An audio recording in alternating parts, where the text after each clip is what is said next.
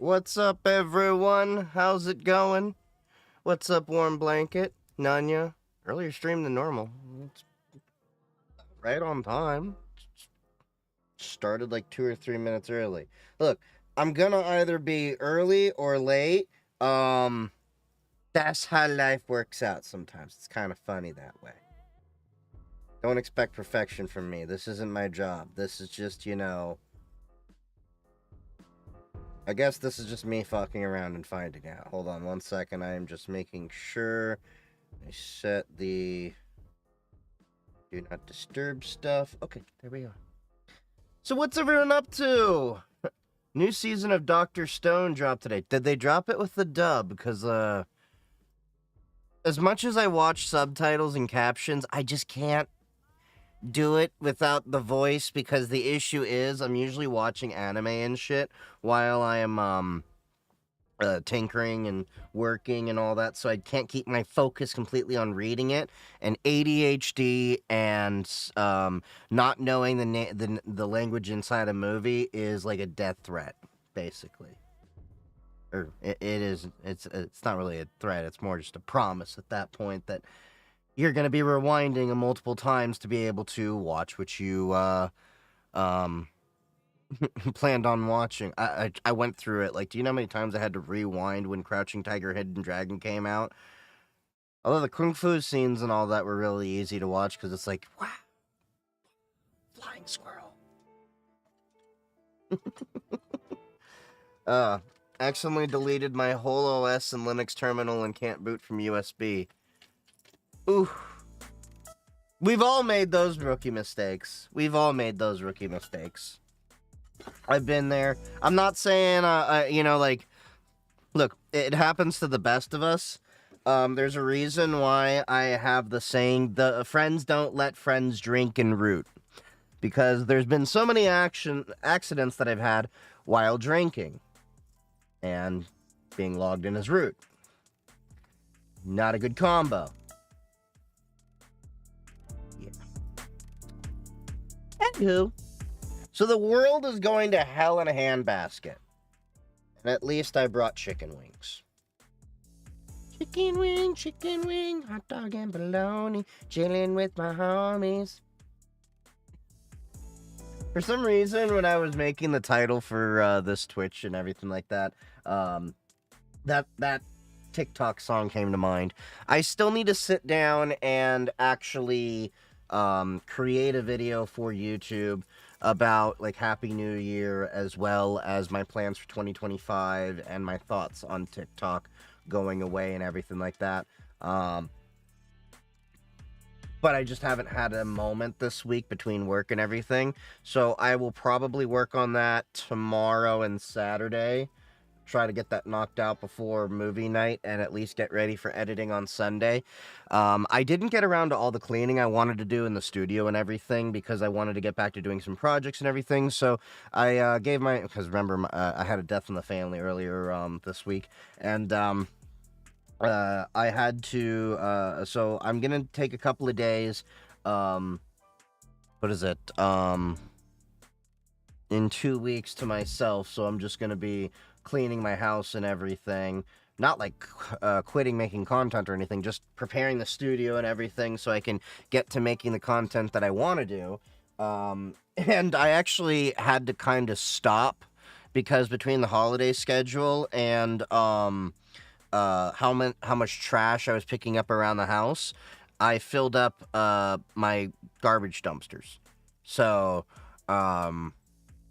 yeah, they just picked up the trash, was it yesterday or so? So I'm loading things back up, because I had trash bags by the door of things that had to be thrown out, and I didn't just want to leave them out there with God knows what animal ripping into it and then making a mess, especially my two assholes.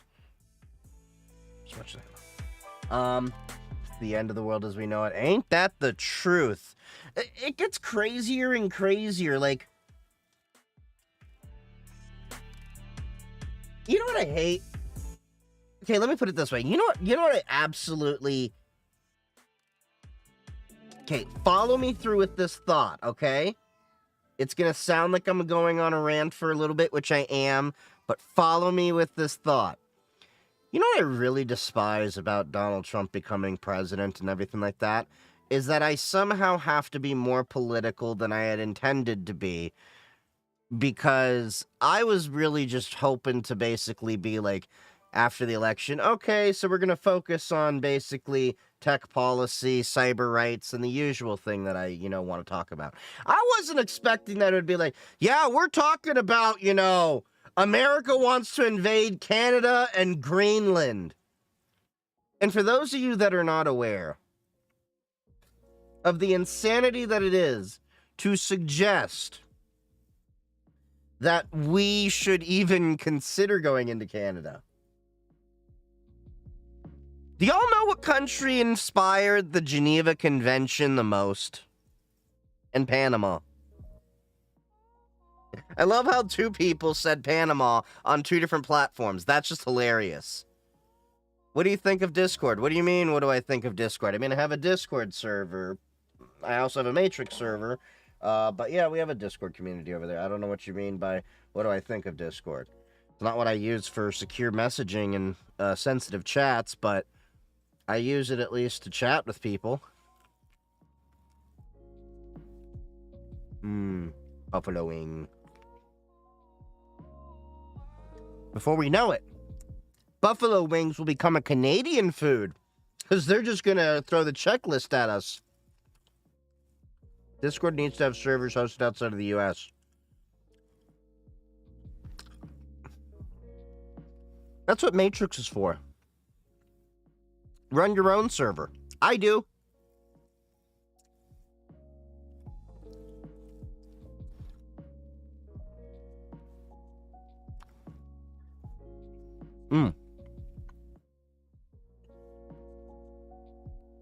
So here's the thing. You need to understand. Discord, when people say Discord servers... I'm actually in Portugal. You said he was Canadian. Yeah, I will do that when I travel. I don't like people knowing I'm American because Americans get a bad rap.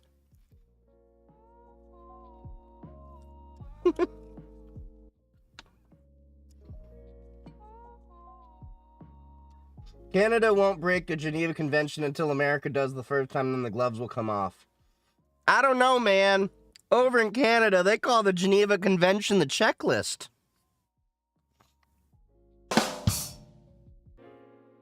The funny thing is, that's not even my original joke. That is like such a well-known joke among people who know enough military people. It's just kind of a thing. Do you still use your Librem 14? Yes, I do. I do use my Librem 14, although the honest truth is I probably wouldn't recommend buying one now, because Purism still is on the 10th generation of Intel CPUs. It's getting a little bit dated. Granted, it's better than the mishaps with the current Intel CPUs going on right now, and even though I just said that, I'm probably going to steer people towards like something like the Nova Custom, which has a 12th gen Intel CPU. And they also do the core boot firmware and everything, but from what I was reading, it's the same core software underneath it, but Purism provides the actual support for the pure boot with the Librem key to, verify the hardware and everything like that. So I won't know officially until I'm there, but I mean, I'm saying if you're going to buy it, I mean, it's still fine to buy, but just know it's a 10th gen Intel CPU. Did you buy Pop OS laptops? Yeah, I got a System 76 Pangolin laptop around here somewhere. Yeah, I think it's right there.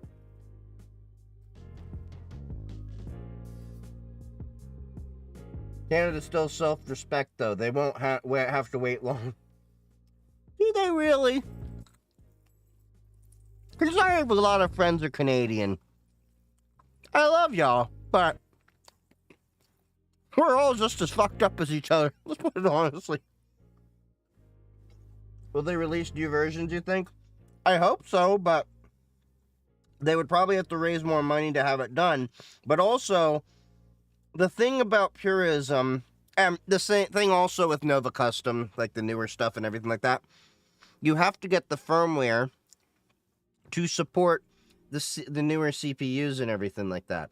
And if you're going with the purpose of disabling Intel Management Engine and not having a lot of the proprietary bits and all that stuff, that's a lot of extra work because the management engine is still required to boot up the laptop.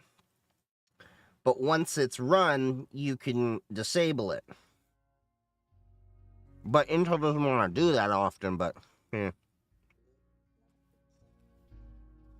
And to be honest, I love it. Don't get me wrong. I love the whole cube setup with core boot and the heads. That's heads all caps. So that I can use the USB drive for verification, which is like a nitro key. But it's overkill for most people. It is a great, project to play with and understand it and get used to it and use it for air-gapped environments and all of that stuff. I love it. Don't get me wrong. I'm still looking forward to my next Cubes laptop in probably a year or two. I want to get another laptop this year, but this year is probably going to be the portable editing workstation laptop, so I can do KDE and Live and eventually DaVinci Resolve on the go. So I need a laptop with an NVIDIA GPU, which I currently, I have one, but it's one of those desktop replacements, and it's got an NVIDIA 1070, 1080 in there, I think. So it's a little bit older, and it's too thick. So I want to get a Tuxedo Computers, was the Stellaris 15, I think it was, because it was a Linux laptop. It checked all the boxes I was looking for. Linux laptop, AMD CPU, NVIDIA GPU. I just like that combo. That's just how I am. I'm not really an Intel fan anymore. I may have to buy a business PC and modify it for gaming. I've done that. Hey, Sobriety, how's it going? Any way to make Linux GUI like Windows? Yeah, there's many different Linuxes out there that cater more to Windows users. You can have Linux Mint, you can have Zorin OS, which I'd probably recommend Zorin over Linux Mint for a few reasons. But there's many different desktop environments out there and themes like KDE, so you can use Kubuntu. That's Ubuntu, U-B-U-N, it's spelled K-U-B-U-N-T-U. And you can customize it. The thing that you'll love about Linux is that, so you, of course, have your main desktop environments. I'm probably going to forget a few because there's so many out there. XFCE, LXDE, GNOME. You've got Cosmic, which is a fork of GNOME that System 76 is working on.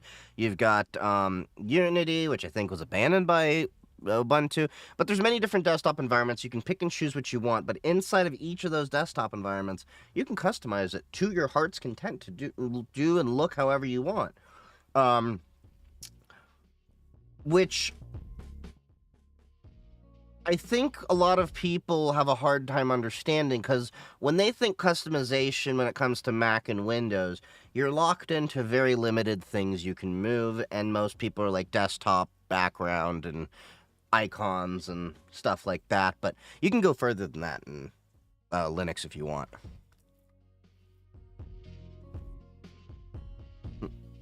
Why thou abhorreth Windows? Do you know the history of Microsoft, my guy? You must be really young to be asking that question. Because there were so many unethical practices that Microsoft has performed over the many years, which is why Bill Gates had to leave the company, in part. Or the fact that the Department of Justice, in their antitrust case back, what was it, in like the late 90s, early 2000s, somewhere around there, said that Microsoft had the business model of, what was it, embrace, extend, extinguish, when it came to a lot of their competitor products and stuff. How they tried to sue to oblivion a lot of competition, or And Microsoft literally harassed a lot of journalists and stuff back in the day. People don't know a lot about this stuff anymore. Bill Gates even got slapped in the face with a cake. I can believe it. Is enlightenment still out there? Man, at this point,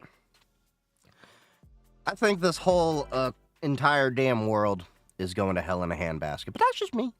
I could be wrong. Yes. Gates was indeed on a very specific island that shall not be named. But you know where it is.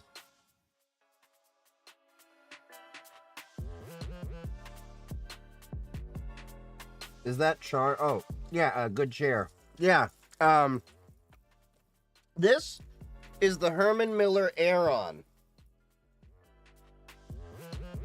These are, and this isn't hyperbole, the best office chair. The only things I did to it, I put rollerblade wheels on it, and then I bought the third-party headrest on top of it.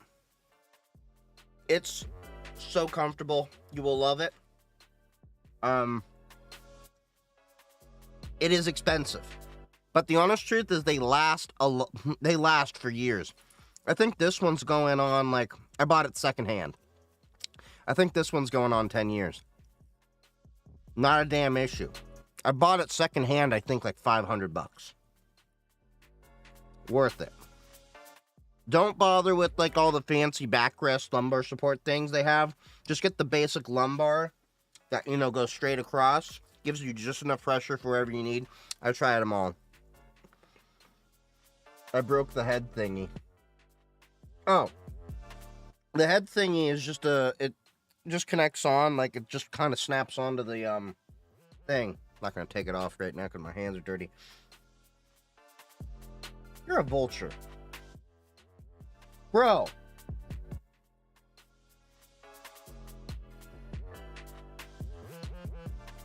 Pathetic.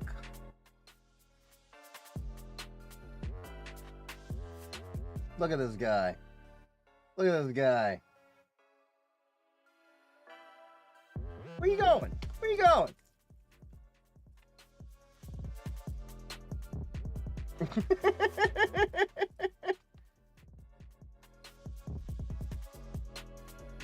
Where'd you go? Puppy. He's a good dog. Can't believe you're a year old now. Do y'all remember when we had the little puppy cam? We had the little puppy pen outside here, and we had the camera temporarily, and there was footage up there. Like, I put my Samsung phone up there, sent it to OBS, and you had the puppy in the corner. Yeah, back when we couldn't keep our eyes off you because you get in trouble.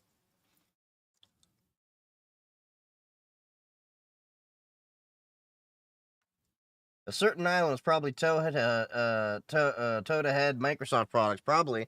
Do you remember when Bill Gates demoed the House of the Future? This was many years ago. I remember it being in a class video when I was in middle school. Maybe high school. You know Bill Gates has some, like, sick shit going on. But you also know, like, apparently he gets, like, so much spam. He's got, like, 2 or 3 analysts assigned just to his email.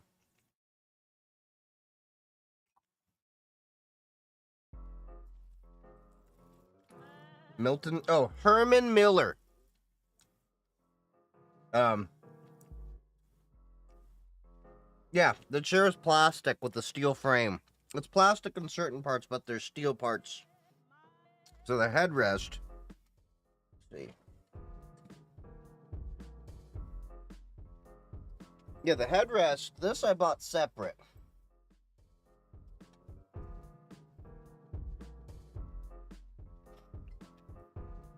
Okay, how did I put this on?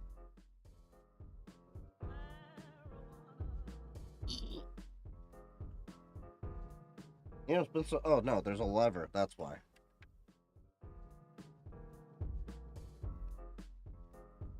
No, it's just clicked in there really, really tight. Yeah, I'm not gonna bother with it. But yeah, It's basically just clamped on. That's it. And then you can adjust the headrest however you want. How accurate was it? It was pretty accurate. Like, he was talking about, like, thin TVs and shit like that, years ago. I'll see if I can pull it up in a second here. Oh, and you know what's interesting? Should make a homemade Flipper Zero for YouTube. Well, here's the thing about that. A lot of the things about, like, Flipper Zero's not doing anything unique. The novelty of it is that it's in a very condensed portable format.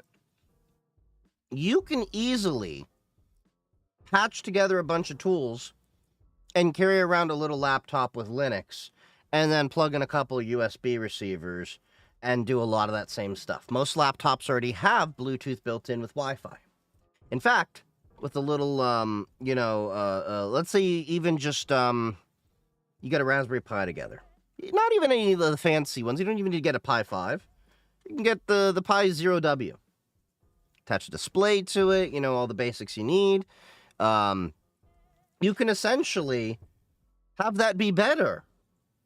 Because the only thing that it's missing compared to the Flipper Zero in terms of the sensors and everything is NFC and regular sub-gigahertz.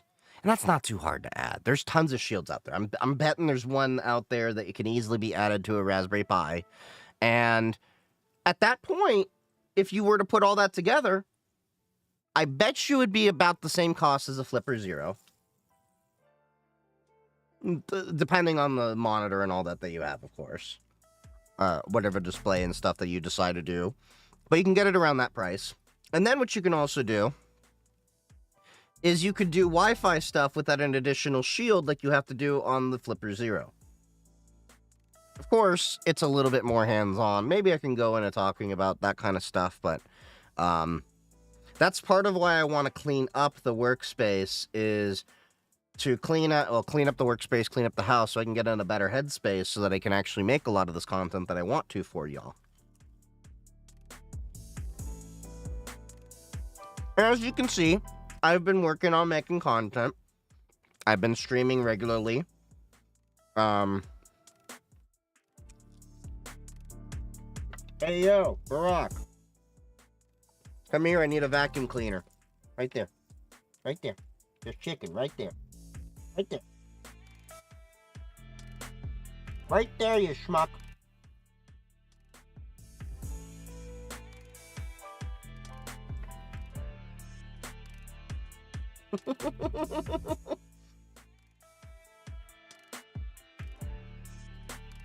Oh yeah, infrared. That's also what Flipper has that a Pi doesn't. But again, easy to add.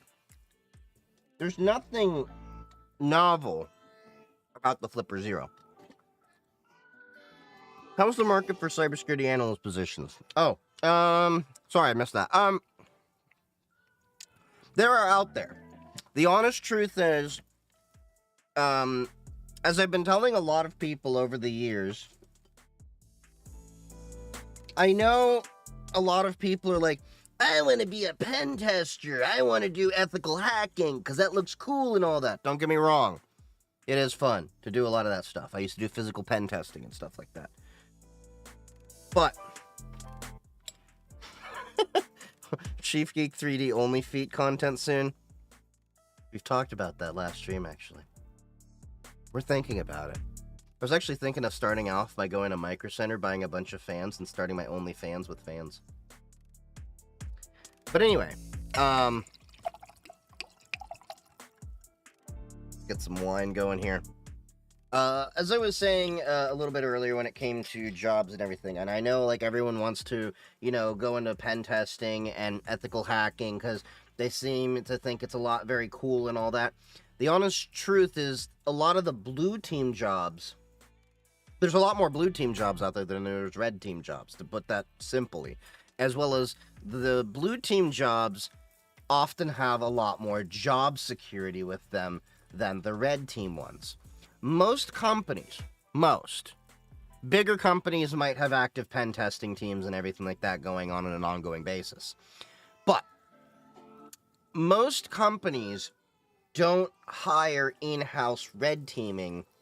They may at most do war games, or as a lot of people call them, tabletop games, where we go into theoretical situations about different things, and then we hire firms that actually do a lot of the pen testing for us outside, because a lot of times these companies will have, well, there's a lot that goes into a proper infrastructure to make sure that when your pen testing is up to par, that you're passing muster for a lot of compliances. And if you're dealing with businesses that require compliances and all of this, it's just a lot easier to deal with an external company. So the reality is, it's a lot harder to find a pen tester job, and two, to get a pen tester job, and three, break into being a pen tester. Either way, you start out with the basics. And most pen testers that I know, with very few exceptions, have experience from the blue teaming side. Either they've started with networking, they did cybersecurity themselves for a while, they came from a coding background possibly, and then got into application security, and then, not saying it's impossible. I know a few people that went straight into red teaming, but it is very hard because you have to have people vouch for you. And procs for pen testing, small size to mid size. Price ranges for pen testing can vary depending on scope as well, and the criteria that you have, because you're usually paying for time. So then you have to understand the scope of the environment. Do you have the inventory of the environment? What levels of access? Are we going to do a white box, a black box? I mean, there's a lot that goes into this. Not to mention, when it comes to pen testing, you have to do a lot of reports. That's the honest truth. So there's a lot that goes into, being on the red teaming side of things. It's a lot of nice to have knowledge. I'm not saying that, you can't get a job in that side of things with cybersecurity, but you're more likely to get into blue team than break into red team than you are to go straight into red team. So going after the analyst positions, things like that, is going to be great. But oftentimes it's like you kind of have this like staircase of how you can progress in IT. Now, this isn't a rule. This is kind of just an observation I've had through my career doing things the way I've done as someone that doesn't have a college degree and everything like this. You start out with, you're basically just the bitch. I don't know how else to put it, nicely. But you just start out there at the beginning. Your help desk roles, like for me, a lot of it was MSP stuff in terms of help desk. You start out very basic there. Maybe you start as like a junior sysadmin, junior network admin if you're lucky, or work into that while you figure out what you want to do with the basics of IT. Now, for a lot of people, this can also start with people that are in like computer repair shops for that, which is kind of where I started, but the idea of a computer repair shop is pretty much dead if you think about it. I want you to think about this. Now, this is going to be a lot easier for the people that are like my age and older. I want you to think about how many computer stores there were, how many computer stores there are now, and if your computer breaks, let's assume you don't know shit about computers, okay? Assume you are your grandma, and she don't know anybody. Where's she going to go for computer support? As a consumer, most of the time they're going to say, well, I either went to Best Buy, or if you're close to one, a Micro Center. Yep, Staples. All that. It's basically the same shit. Yeah, there's less and less repair stuff. There used to be a lot more cell phone repair shops than there are now. So, you're more likely, when your computer dies, to actually just end up going and buying a new computer. That's the honest truth. Very rarely, even a decade ago, God, that just fucking hit me. Do y'all realize I made the strides to be professionally in IT and cybersecurity just a little over a decade ago? Fucking A. Anyway, where was I going with this?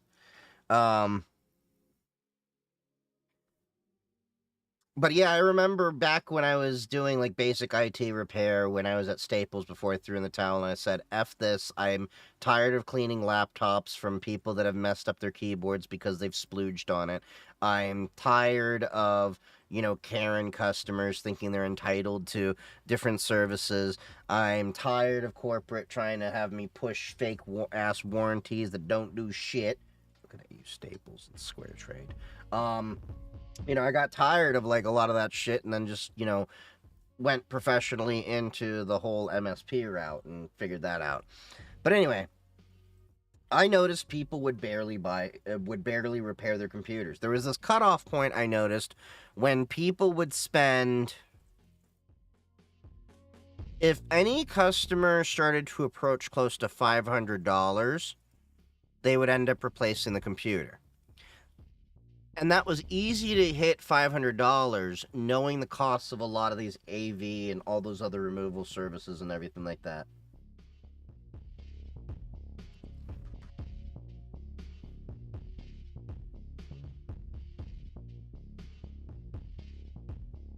Anything about a company called named Darktrace? Aren't they the ones that make that snake oil, like, privacy phone over Tor kind of shit that I was ragging on the other day? Am I right or am I wrong? Let me know.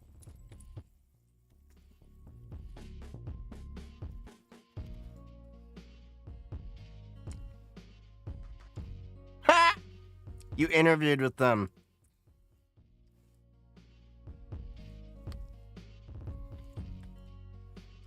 No, wait, Darktrace. That's a different thing. Wait, no, I'm thinking of something else. This is something else.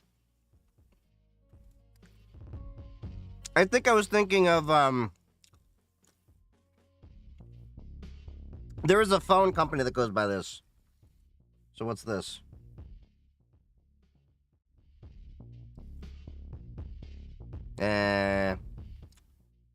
Okay, it's different from legacy cyber. A self-learning AI learns from your data to defend against attacks across domains. Here's the problem that I have with this. Right now, the issue with a lot of companies, in order for automations like AI to work, I'm telling you this because we're in the same boat at work, okay? And this is where a lot of companies are in right now. You have to know what assets you have and the entire context of your entire environment. Most companies are still struggling to figure out CMDBs and all that. So, most companies are still trying to get to the SIM aspect of things before they can get to this kind of SOAR aspect of things. SIM is System Information Event Monitoring, and SOAR is Scalable Orchestrated Automated Response. This leans more on SOAR. It's a novel concept, but I don't think a lot of companies are ready for this. And then the question that I have with this is, how much is this kind of thing going to cost? Okay, so they have a network, they have a cloud, they have an identity. Okay, so it's an NDR, yada, yada, yada. Seen one NDR, seen them all. Yep, okay. Cloud, what's this basically doing? So the question that I have is, block all interface connections. Okay, so this is basically competing kind of against Wiz, if I'm not mistaken. Yeah. So this is competing. Okay, so this is a CSPM, and that's competing against a platform I'm learning about called Wiz. Great platform. I love this stuff. I'm glad that we're getting rid of Tenable. But yeah, you have a lot of these companies that use them. I'm curious if, thoughts on Tenable agent bug? I'm not a fan of Tenable. I haven't been for a while, but it's one of those, like, what else is there really out there? Now, I know they killed off their frictionless assessments at the end of the year, so that way you can actually, have to pay more money to them so that you get a cloud scanning license for AWS and Azure and all that stuff, which is in part why we shifted to Wiz. And I like this platform a lot better because it provides a lot more context. The Tenable one apparently does have some features, but... Okay, so the identity. So the identity protection... Let's see. Identity threats, active identity defense for your entire digital landscape. Okay, so do you know who you're competing against here? CrowdStrike and a bunch of other companies. Well, you're competing against CrowdStrike. You're competing against Okta and a bunch of others, if I'm not mistaken, and Microsoft themselves. Oh, we're just checking out this company. Is there any equivalent to the VPR score on Wiz? CVSS V3 weighted by the EPSS. I'd have to figure out what we do at work. See, the way we do things a little bit differently, though. So the way we do the scoring is Wiz is not actually, well, Wiz is kind of where the scoring comes in. But overall, we funnel our data into a product called, what is it? Avalor. Which was recently acquired by Zscaler. And then it's really cool. I wish I could show you it. But basically, it's a data fabric. So you can actually feed in all this data. So you can have, like, a bunch of information filled in with whatever context. So, and you can connect it to, like, everything. Because it's even got a custom API as well. To bring different kinds of information in. And then you can have it create tickets automatically to assign to different teams. And then from there, you can even have it create a Jira ticket to lock the scope of different vulnerabilities that you come across. So it's really cool what we're building out.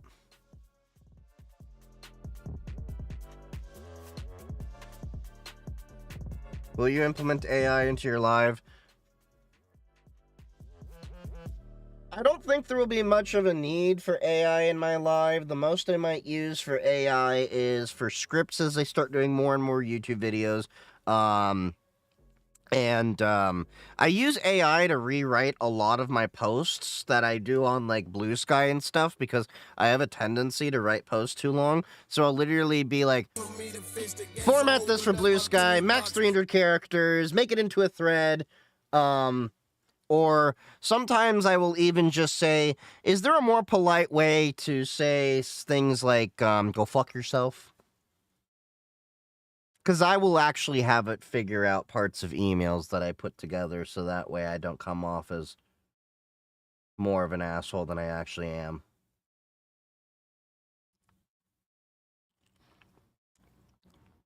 Didn't see any notifications for going live. Did it not go through the Discord?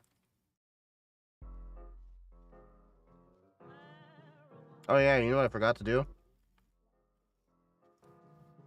Forgot to make the Blue Sky post too.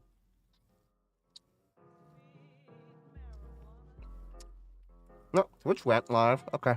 So, yeah, say go frick yourself.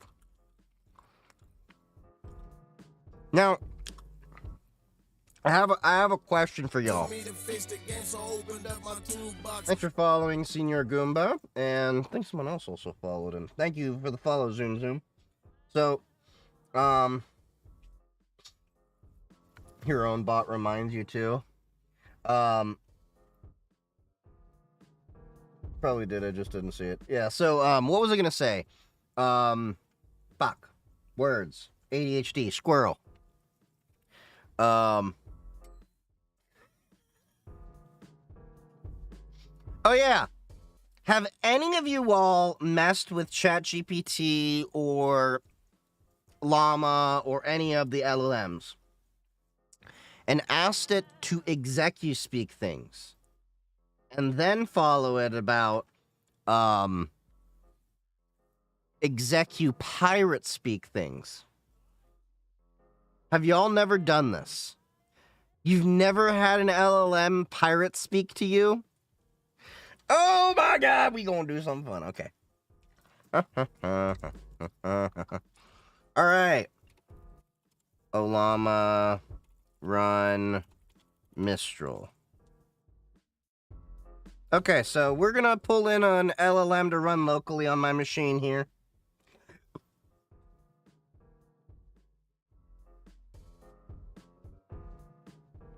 Give that a second here to run.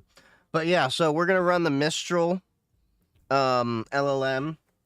I think it's just the 7 billion model. That should be good enough on my NVIDIA 3070.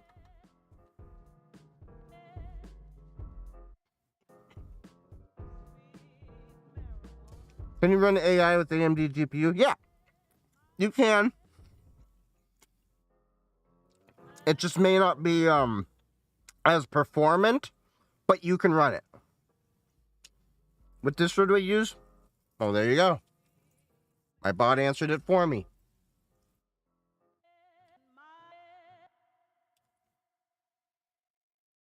Do you find running LLM at home an efficient task? It depends on what. But most of the time, the answer is no, because I tend to fuck around and like to fuck around with different things. And have fun. I was just playing the Kingdom Hearts plot like I'm a 5-year-old. Still couldn't understand it.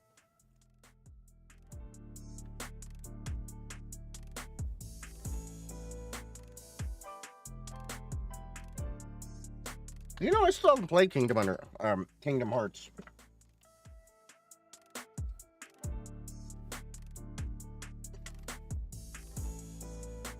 I've never played that game.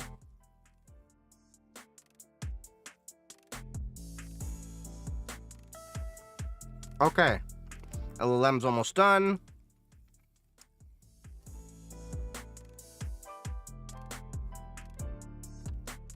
All right. I want you to execu speak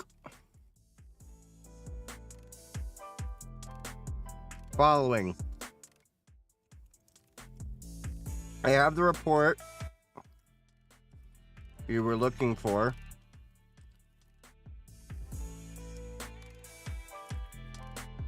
Can we discuss the performance of our systems overall over coffee or lunch? Hold on. You'll see where I'm going with this,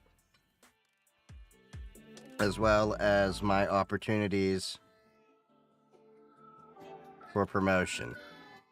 So we're going to go with the lukewarm. I've retrieved the request data for your review. Let us delve into an insightful discourse concerning the holistic performance of our operational systems, perhaps during a casual setting such as coffee or lunch. Additionally, I would appreciate it if we discussed potential growth prospects within our organization, specifically my eligibility for promotion. We're up on TikTok to hear Canada wants to buy California and 2 other states. What's going to hell in a handbasket? What can I tell you? All right. Execu speak.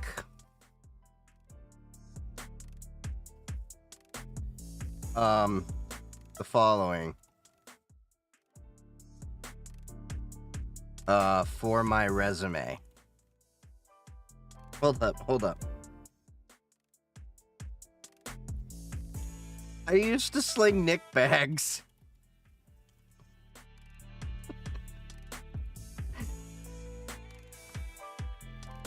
And had a large amount of clients.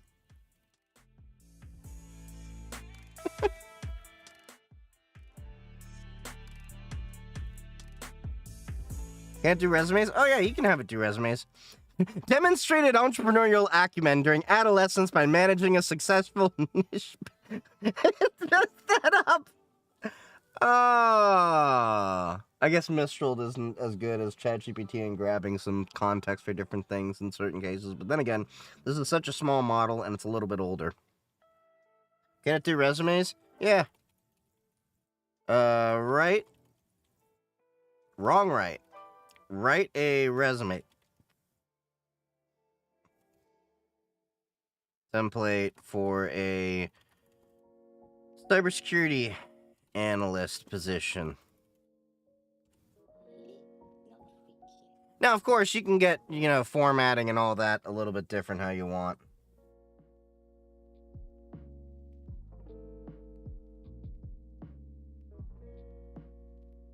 Edit, write emails, and then add, make it casual, but semi-professional. It works every time.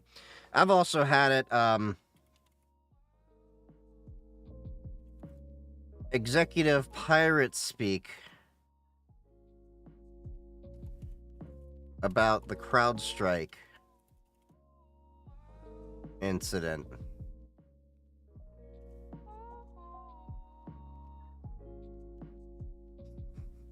Our matey, 'twas a stormy night when our digital ship was breached by a malicious horde. The nefarious crew, led by a vile adversary known as CrowdStrike, sought to plunder our treasure trove of sensitive data and bring us to our knees. This is definitely fucking wrong.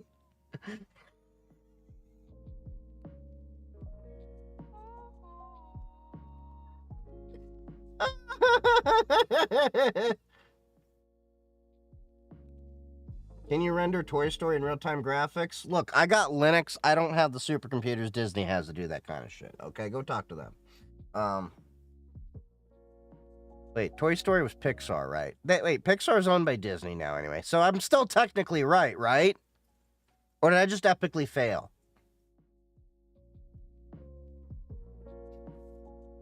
You can use ChatGPT for social engineering, but it does hallucinate, and you might get the wrong person if they are senior, junior, 2, 3. So that's the thing you need to understand, is that, like, people are like, well, they think that LLMs have to be running online.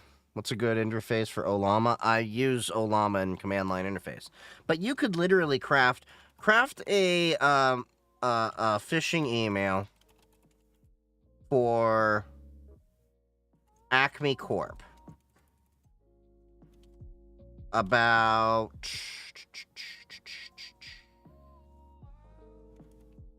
resetting their Okta credentials. Like right there. You are so wrong, it's right. That's like why I sometimes take 3 lefts, because you still end up making it right at the end of the day. Bro, I even heard my dog groan at that one.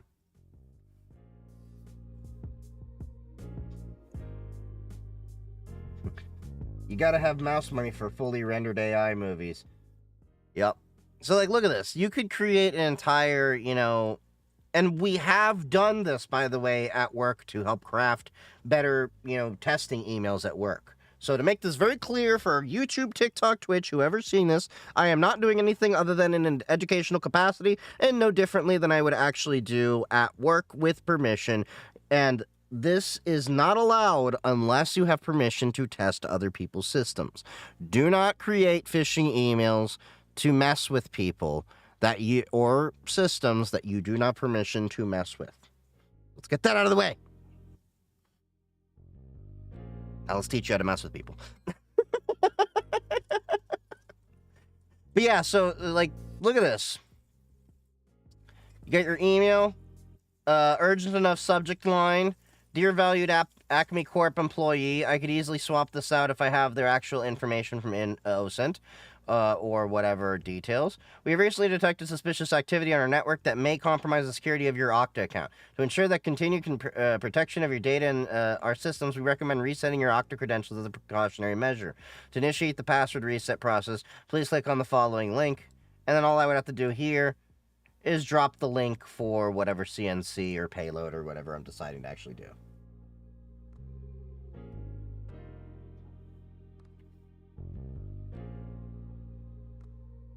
Create a sign for me to tell Jehovah's Witnesses to fuck off, and I am not interested.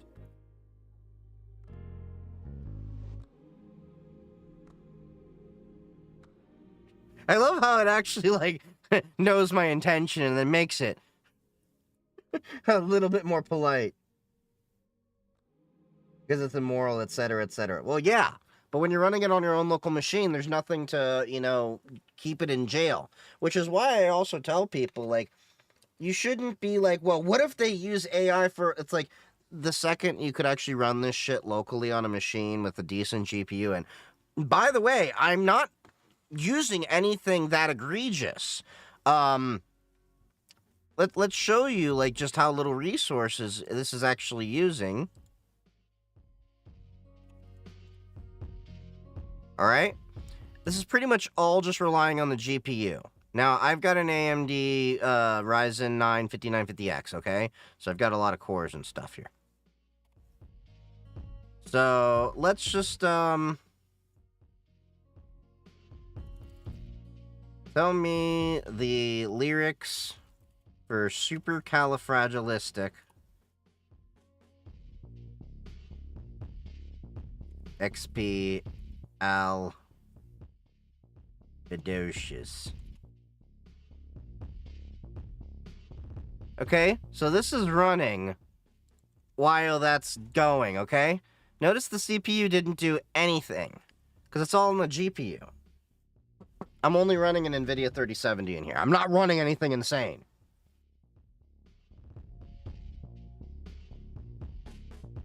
A Proton Mail advertisement while they are down for a day. Was Proton Mail down? Were they down today? I didn't even notice. I was so busy at work. Let's see. Status.proton.me. Do they have a status page? Okay, so they have a status page here.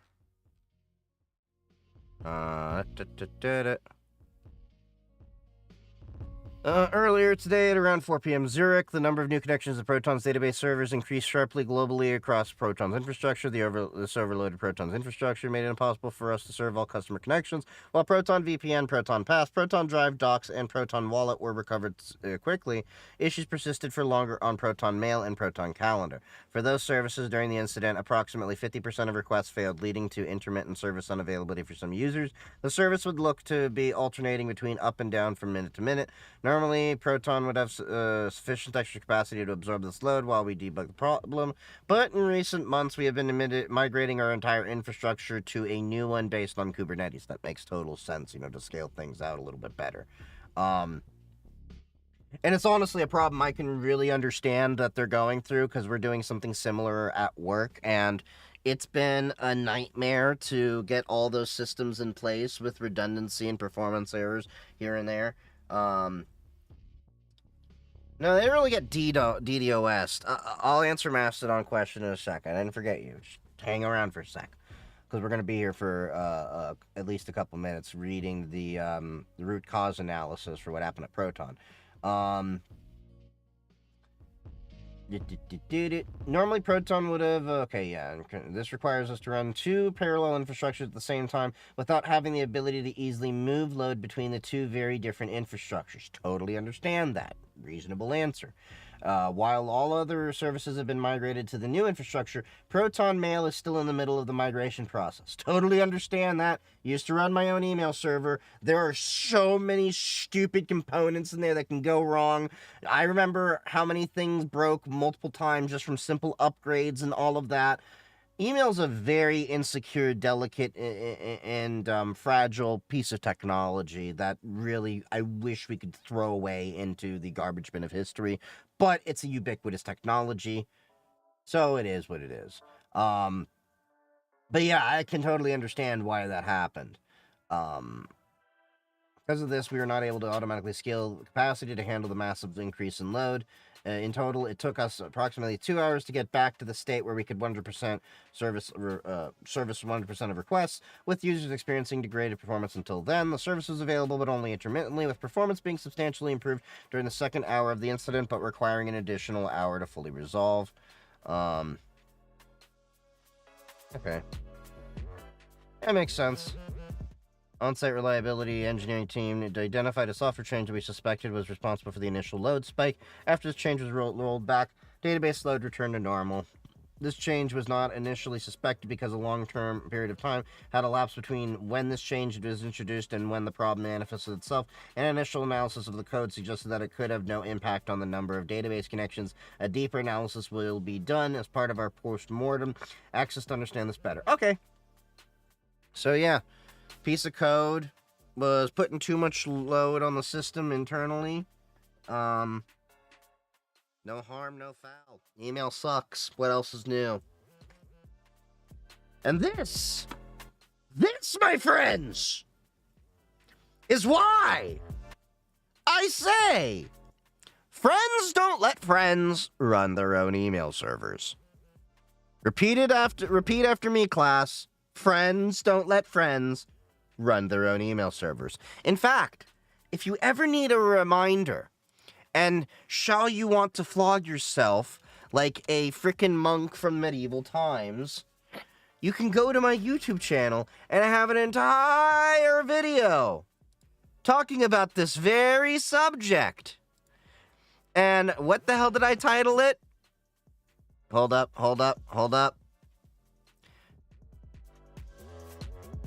How long ago did I make that video? Jeez, that was one of my earlier videos, I guess. Yeah, that was a while ago. Okay, hold on. There we go. It is called Friends Don't Let Friends Run Their Own Email Server Unless They Love Suffering. This one, right here. One of the last posts that I actually made with AI-generated artwork until I actually sucked it up and went to Canva and just, learn to do the basic thumbnail editing over there.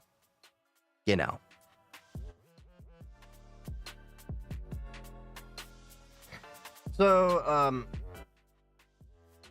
just a random question. What is Mastodon? Mastodon is a decentralized social media network based on a protocol called ActivityPub. We're not going to go too deep into a dive because I could honestly be here for hours. Because I've been hopping in and out of that place for years and then made my own server again a couple years ago.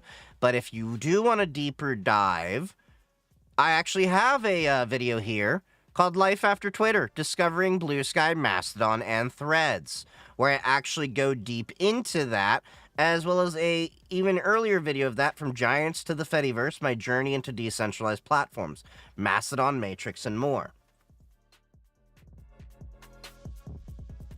Yeah, I love Mastodon and Blue Sky myself. So, when it comes to, we'll go high level. If you want the deeper dive of these platforms, you're more than welcome to check those videos out. The earlier video from Fediverse to the Giants and things like that, that goes into the history of social media as well, so you'll learn about MySpace and ICQ and IRC and stuff like that in a little bit and stuff. It's a longer video, so strap in.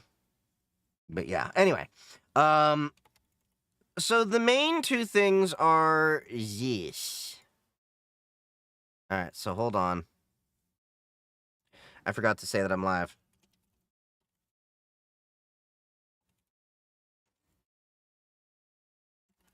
Come and hang. Alright. Okay, so I will show you what Blue Sky looks like in a sec. I'm just making a post announcing that I'm on Twitch. Yada, yada, yada. You know that, because I forgot to do that, because my Blue Sky poster, my Mastodon poster is automatic to do that.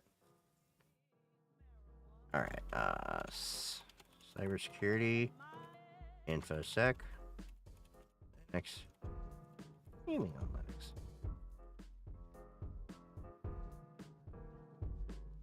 Alright. Before IRC, there was the BBS world. Oh, I actually talked about BBS as well in the video, too. I went a little bit into it. Okay, so, this is Blue Sky. this is Mastodon. Mastodon and Blue Sky, they are just microblogging services, but they both run on different protocols. So Mastodon runs on a protocol called ActivityPub, which was officially adopted by the W3C, I believe. What was it, back in 2016, maybe 2018? It's an open source protocol. Anyone can use it, and there's a lot of applications that plug into it. In fact, one that does is called Threads. And I can actually see what people are posting from Threads accounts, interact with them and everything from my Mastodon without having to leave my own Mastodon server. And on that note, I want you to notice this. What's my URL for my Mastodon? I'm running my own Mastodon server. So the main thing with Mastodon is that it's decentralized microblogging social network, but it's not the whole thing of the social media network. There's a bunch of different aspects to Mastodon too. So like I said, it's built on this protocol called ActivityPub. So, what is it? Fediverse.party, is it? Hold on. Fedi... No, .directory. Fedi... Is it db... Yeah, okay. I couldn't remember what it was. Alright, so you have a lot of these different applications that actually can interact with each other inside of the ActivityPub, or, well, it's better to know it as, it's called the Fediverse. It's a federated space where different servers can all talk to each other. Mastodon happens to be roughly 72% or close to 3/4 of the entire Fediverse. On the entirety of the Fediverse, there is about 10.8 million users. Now, the thing to know is because of the decentralized network of the Fediverse, it's really hard to get an accurate count on users because not all servers talk to each other. But that we know of right now, there's about 28,000 servers, give or take. Okay? So all of these different things running ActivityPub, you have Mastodon, Misskey. Misskey is a service that's similar to Twitter, but it's more popular in Japan. There's a lot of Japanese and Asian communities overall that use Misskey instead of Mastodon, but I can interact with a lot of Misskey servers, and in fact, they are in my feed. PeerTube is like a YouTube alternative. That is open source, decentralized, and federated, so you can go to... was it Tilvids, I think it is the largest one? Tilvids is the largest PeerTube instance. I'm, eventually going to be getting more into PeerTube. Maybe make my own instance or anything. Do you have your CISP? Yeah, I got my CISP a few months ago. That's actually my only cert that I have. Go big or go home, I guess, huh?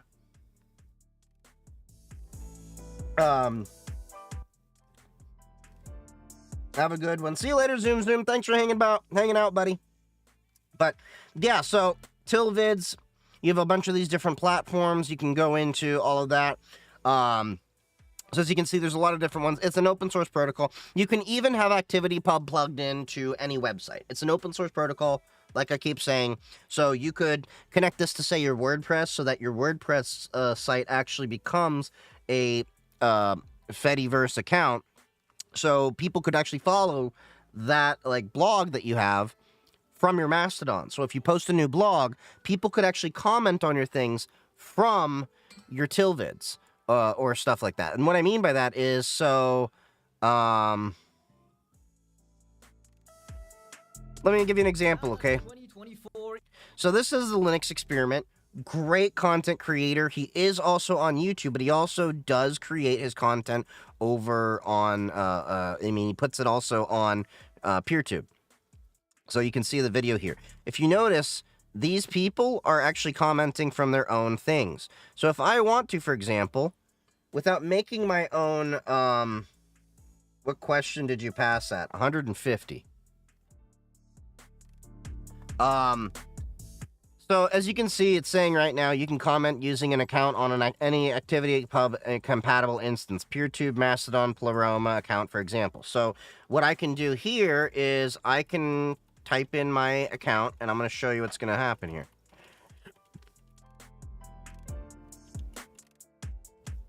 So, we'll hit enter. Now, it pulled over into my server, pulled up the post here. Now, 2025 will be a great year for Linux. And a great new year as well. So now I've made that post over on Mastodon. But, okay, so we'll refresh it. That's my comment I made on Mastodon that just appeared on PeerTube. So that's the advantage, is that this is decentralized and federated, so that this is basically an ecosystem to communicate with each other. That's the Fediverse. Now, Blue Sky uses another protocol instead of ActivityPub called AT Protocol. It's architected slightly different. So, ActivityPub, every server has all the components it needs to have its own ecosystem, basically. So my Mastodon is a self-contained instance that I can federate to other different Mastodon servers, or Pleroma, PeerTube, whatever. I can interact in any shape or form. So like, there's even PixelFed, which is the equivalent of like photo blogging, like Instagram. You have Loops and Vidsy, which is going to be the equivalent of TikTok on the Fediverse and stuff like that. So they all have their own components. Now, they do have a lot of overhead because of what I'm about to be talking about as well. So basically, what they do, and I go into this a little bit more in the YouTube video. This is going to be high level. You can have decentralized connections to all of them, and each server can connect to each other, but as you grow your federated connections, you need more resources on your own server to process all those connections and the data that you're sending out as well as receiving. So it becomes very resource intensive, to the point that my Mastodon server, no joke, because of how popular and federated I am, and I'm federated with like, I think close to like 8,000 servers or something like that. I'm not even federated with like the entire Fediverse, nor do I really want to nor need to, because a lot of that is just of no interest to me for various different reasons. My Mastodon server is my most expensive server I run every month in the cloud. I pay a managed host to handle all of that. Similar to like email, I don't want to run my own server. I have someone else manage it. So I pay like, I think close to $60 a month for all the processing and hosting. And I think it has like close to like 30 some odd threads for processing. So it's got a lot of processing power for Mastodon. Now, Blue Sky in comparison. So Mastodon has all the components for ActivityPub to communicate between any different given server that you want. And scaling it out can, be a little bit more resource intensive. Although there are fixes that are coming around for federated relays, things like that are coming about, similar to what AT Protocol has created. But those are still in the early planning stages. Though they have been announced to be released, they haven't officially been released, so we don't know officially how they're going to completely function. Now, Blue Sky uses AT Protocol. AT Protocol is a brand new protocol compared to ActivityPub. AT Protocol, the only application really using it is Blue Sky. And Blue Sky is trying to create a whole ecosystem themselves. But the difference Blue Sky has compared to Mastodon is how it's architected. So imagine, if you will, here, let's pull up draw.io. This will make it easier if I, draw an illustration for y'all. So we're going to create a new diagram here. Get a link diagram. God damn. Hold on. I need to set this shit on white mode. Hold on. There's got to be appearance dark. There we go. Knew there had to be a dark button. Doing some dope things in Endeavor OS and Rocky right now, or at least I'd like to think. Look, they're only dope if you pipe your commands into cow-say, okay? Cow-say and lolcat it, okay? All prompts should be done in Linux and Calce. You have no idea how much I have cracked up the server team where I work because I've done shit like that.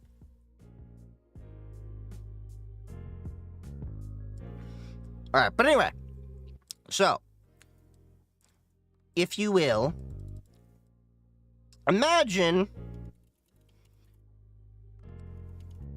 this is my server here, okay? For Mastodon, okay? So, this is how Mastodon works. Now, imagine I want to talk to another server over here. So, this one, we'll make it the big server, mastodon.social, the biggest one that is run by the Mastodon nonprofit. So, now you have to have this connection over here, of course. Now, imagine if you keep adding additional servers. And all of these servers have their own, chatter and everything. So now you have it coming in, processing, that data has to be stored in your database and all of that. So just imagine you now have like hundreds of different servers you have to talk to. You can imagine how it's going to escalate over time. So that is one of the shortcomings a lot of people rightfully say when it comes to federated, decentralized strategies. Because at a certain point, one, it's harder to get viral because you're talking about the centralized structures of Web 2.0. And to make this very clear, no, we're not going to be talking about blockchain and cryptocurrency and all that bullshit stuff, okay? No Web 3 stuff. We'll discuss Web 3.0 basically a little bit, the semantic web. But anyway, the idea is that I'm getting at here is that you're going to have a lot of resources to scale those connections out. Not to mention the amount of... It's just hard to build a lot of those connections organically, and then you have to search people out, which is why relays are being built. Okay? Now, in terms of Blue Sky, let me see if I can find their documentation, because they have a better diagram than I can draw up here with my little stick art. AT protocol,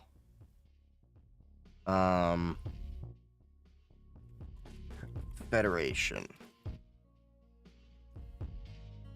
Okay, here we are. That's exactly the document I was looking for. So, Mastodon with ActivityPub is a lot more simple. I go into that a little bit more in the YouTube video that I have talking about, Mastodon a couple times.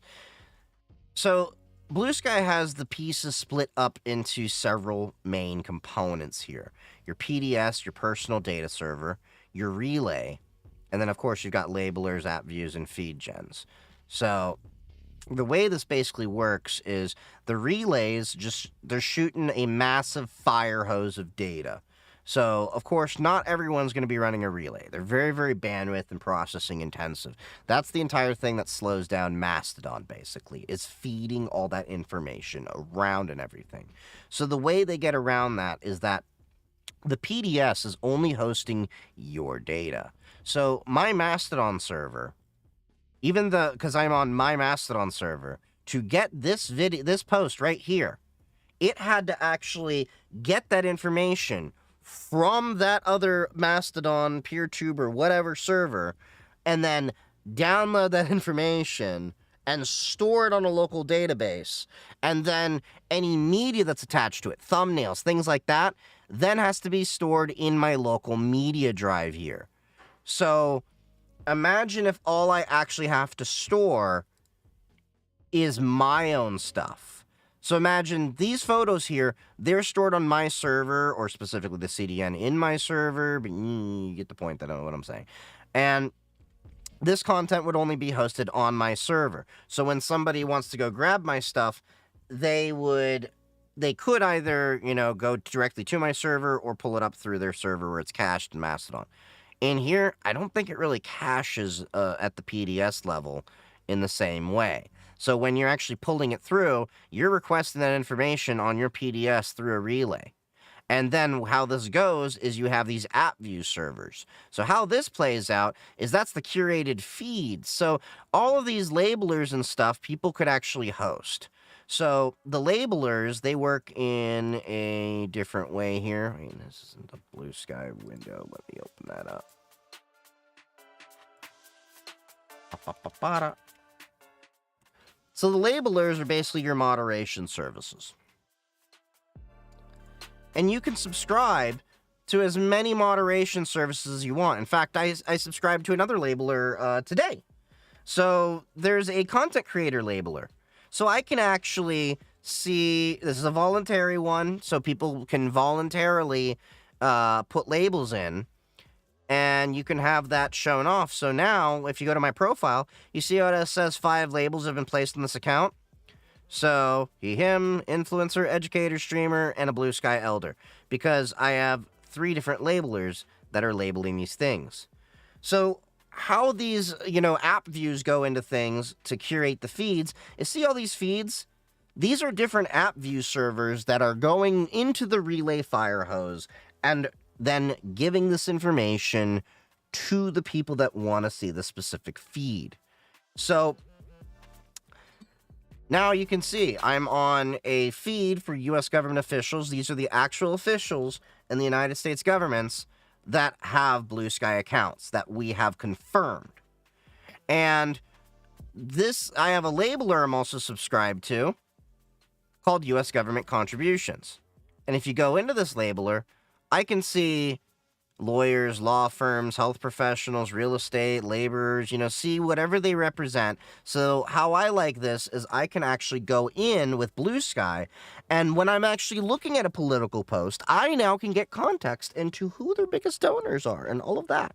And all of this information is powered off of Open Secrets. So these are things that people can optionally create, host, and you can subscribe to. So that's where all this comes into play. So it's basically split up more or less into basically 3 or 4 components. You've got your labelers, your app views, your feed gens, your relays, and your PDS. Now, the relays are honestly going to be one of the more bigger resource-intensive aspects of the entire network, because that's shifting around all the data to everything. The PDS itself is not actually that demanding in terms of resources. I plan to make a PDS myself in the near future. I just haven't had time to sit down and go around to doing it. Just save this video. My advice would be go into the YouTube that I have, because I have a video that goes into better describing all of this, better advantages, as well as the tools that I use and everything. It's a little bit older. Like, when I say it's a little bit older, it's like, I think 2 months old, but I'm gonna be making an update for it, talking about some more features and things like that. But yeah, the video, blah, blah, blah, blah. It's called Life After Twitter, Discovering Blue Sky, Mastodon, and Threads. Made it 2 months ago. Thank you for being very detailed. I know what I'm known for. That's... You're very welcome. Okay, so let me pull up... What was I pulling up? Oh, yeah, the Blue Sky PDS. So to show you how little resources a Blue Sky PDS actually requires in comparison to a Mastodon server, these are the recommendations. This is the official Blue Sky Social GitHub account, officially from them, okay? They have the documentation here for you to host your own PDS server. So you can actually host your own data and then connect into Blue Sky and then do everything the same way I've been doing, because everyone's logging into bsky.app. That's just Blue Sky's own PDS, but you can migrate your account to your own server. You can, invite your friends to your own PDS, and like right here, go to DigitalOcean, Vultr, whatever, Ubuntu 2204, 1 gig of RAM, 1 CPU core, a 20 gig SSD, on either CPU architecture is good for 1 to 20 users. You don't need that much.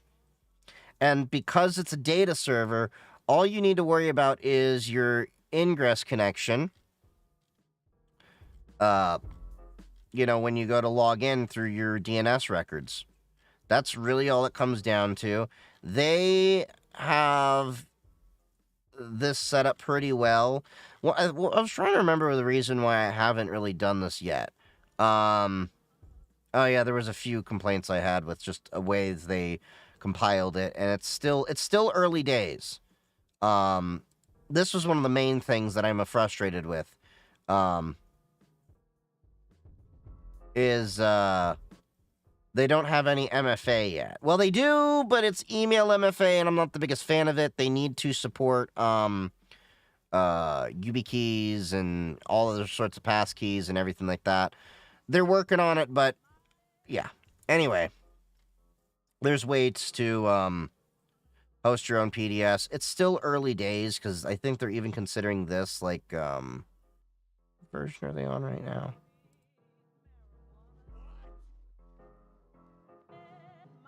Yeah, 0.4, 0.74. So it's still stable, but there's still work to be done. I know a few people that I'm dealing with that have a Blue Sky PDS server themselves. I want to get my own PDS server hopefully up this quarter, maybe next.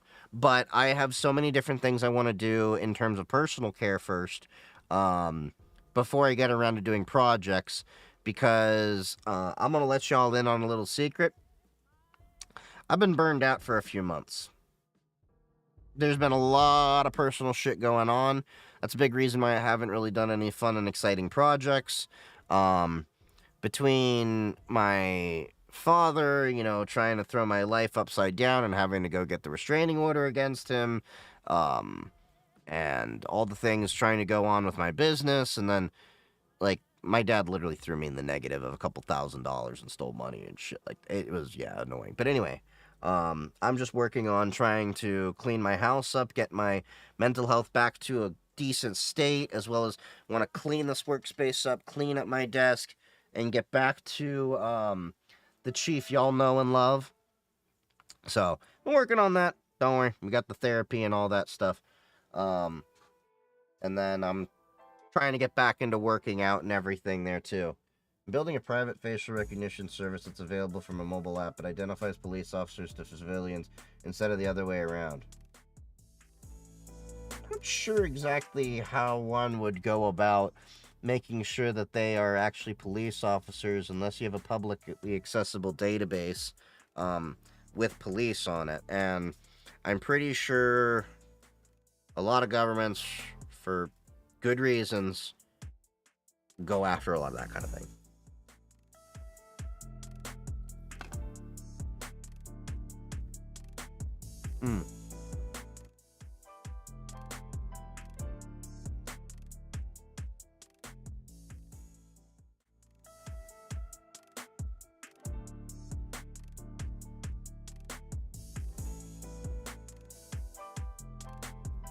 I'm also still shocked that I had to basically tell my mom to F off at a funeral the other day.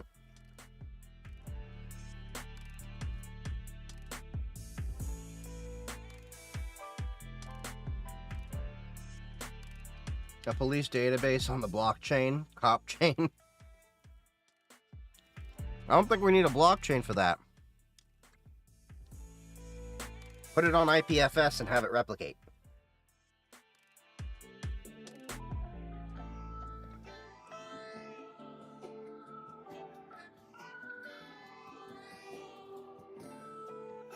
Well, and here's something effed.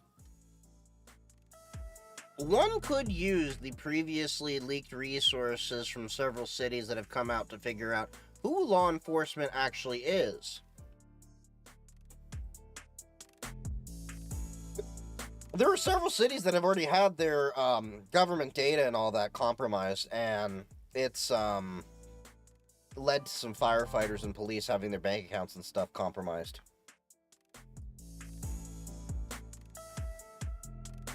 Also, you know what? I was thinking of making a video in the near future. I want to make a video railing on Hollywood's fantasy depictions of cybersecurity. Like, I don't like the fact that I have to suspend my belief. Every time I watch a movie, the second they come to a cybersecurity or IT related part, I'm fine with them, stretching it a little bit. Those little fun bits that, make it great. But the problem is when I start understanding, like there's a show I'm watching called Night Agent right now. I like it. Great show. But when they get into, like, the tech parts, I'm like, that wouldn't work the way it is. Like I start poking holes in things. Like, remember we had the first season of Mr. Robot, and Mr. Robot had, you had people learning about what Kali is and Tor and all these other things, and I literally still tell people to this day, you want a realistic depiction of what cybersecurity can look like, go watch the first season of Mr. Robot. Yes, it's a TV show, but it's like 85 to 90% around, like, spot on. Like, the tools they talk about, all that exists. And then, like you saw, season 2, it declined immensely because too many people were learning shit from this show. And I think that Americans are in such a bad state with privacy and cybersecurity and everything because we consistently frown upon realistic information about IT and cybersecurity. I want you to go and pick any movie or TV show that has to do with anything, and then look at the parts when they start involving any kind of tech and cybersecurity. It's a Unix system. I know this. Exactly. Like, I want you to think about this in the context of the Jurassic Park. Jurassic Park came out in...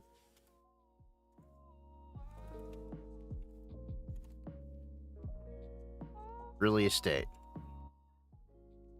Jurassic Park came out in 1993. You're damn right if you're in the early 90s, you're gonna know what Unix is. And you're probably going to learn, probably know how to use a Unix system, because my father told me this. Unix was pretty much ubiquitous in educational facilities and everything like that. And if these, kids were as affluently connected as we think they were, I can't remember the specifics, you really think that they wouldn't have been in some kind of a good schooling that does that? 24. It was just 24. That's the show you're thinking of. 24. Not 24th. Not 24 hours, just 24. That was all. We need the Congress money transaction on the blockchain and have it where everyone see it. Nah, what we need Congress to walk out like NASCAR does and just have all the patches on of who sponsors them. That's why I love Blue Sky, because, like, Blue Sky is about as close as I get to this. Like, where else could I go and see, like, Steve Cohen, Air Transport, Allied Pilots Association, Federal Aviation, Admin and Managers Association, FedEx Corporation, Public Sector Unions, Transportation Unions. Like, imagine if, people actually would slap, your badges on there. Congress, people have respect the hell out of Congress. But you know what I thought was kind of interesting? So there was this video I was watching a little bit earlier. Let's pull up this YouTube here. Because I was watching it a little bit earlier, just so we can talk a little bit about this. Because this is something that was like, it's been something that's been itching at the back of my mind. Alright, hold on. It was not my watch later, my watch history. Did it. Wait, did I? No, I definitely watched it. Okay, there we are. So there was a video I was watching a little earlier. This is from the Humanist Report. These individuals came across them recently, but okay. So I think y'all can hear my audio and stuff like that. So it starts out basically with a clip from MSNBC. These individuals have weaponized government, and we risk revolution, whether it's CEOs being in the street, whether it's a Me Too movement that had righteous components of it, or Black Lives Matter. What are these movements? They are targeting the wealthy. We are in the midst of a series of small revolutions to correct income inequality. And the reason we put an insurrectionist and a rapist in office is because for the first time in our nation's history, Okay. a 30-year-old man or woman isn't doing as well as his or her parents were at 30. Why? Because the majority of households are having the oxygen sucked out of the room, such that a small number of individuals and a small number of companies can be worth more than nation states. Income inequality is out of control. Our tax policy Also has have gone like full red hat all jobs dark. to find the baddest. Okay, we're not gonna listen to his whole like synopsis of this. The honest truth is, before I get into my point about this, why I showed this, so I find a lot of these like political reporters, like the Humanist Report and all that, while they're great to get on top of information, I kind of shy away from a lot of their commentary because I find a lot of them to. I think the left has as much of an issue with right wing as the right wing does with commentators spinning too much comment on it rather than fact, if that makes sense. I mean, you can look at all these different creators and everything. Hell, in some ways I'm guilty of it too, but I also like to be like, hey, there's this shit, then you just do your own thing. But anyway, when I was watching that little segment earlier, and then I got his little comment on it, there was a few comments that I remember I kind of agree with. The problem that we have right now with why a lot of people are, becoming more comfortable with this eat the rich mentality across political spectrums is because everyone's feeling it. And like you have the whole issue right now with shrinkflation, inflation, and companies are making record profits and everything right now, while many people go to work 40, 60 hours sometimes and don't make enough to, go home to eat. Like hell, let me put it this way.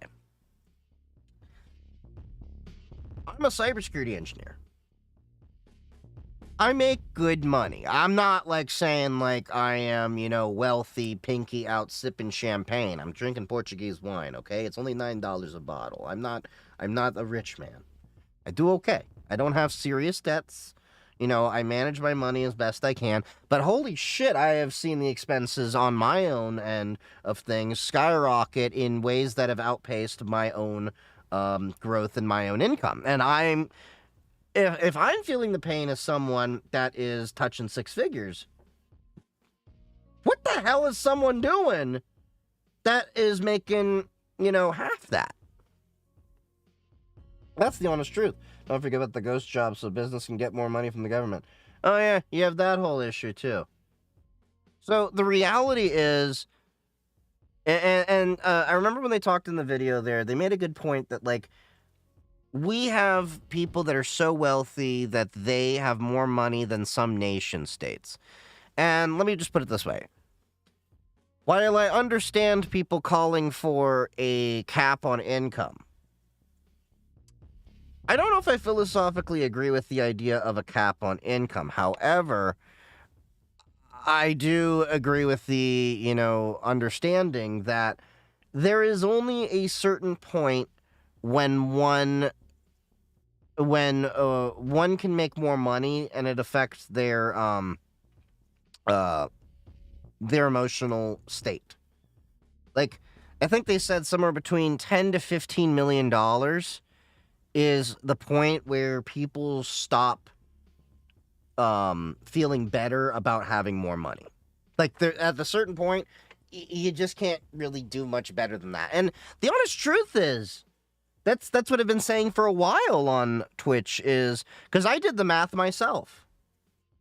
If I were to ever have $10 million in assets and I could have them grow at the market average of 10% year over year, that alone could pay for my income for the rest of my life and I wouldn't have to work again. My money would make money for me. I would never have to worry about anything after that point. So I totally understand where that's at. You have a question. Well, it's nice. You have a question. Did you want to ask your question? I'm not trying to be mean. I'm just hyped up on caffeine right now. Why can't my SOX 5 connect to my RDP? Why the hell are you using SOX 5?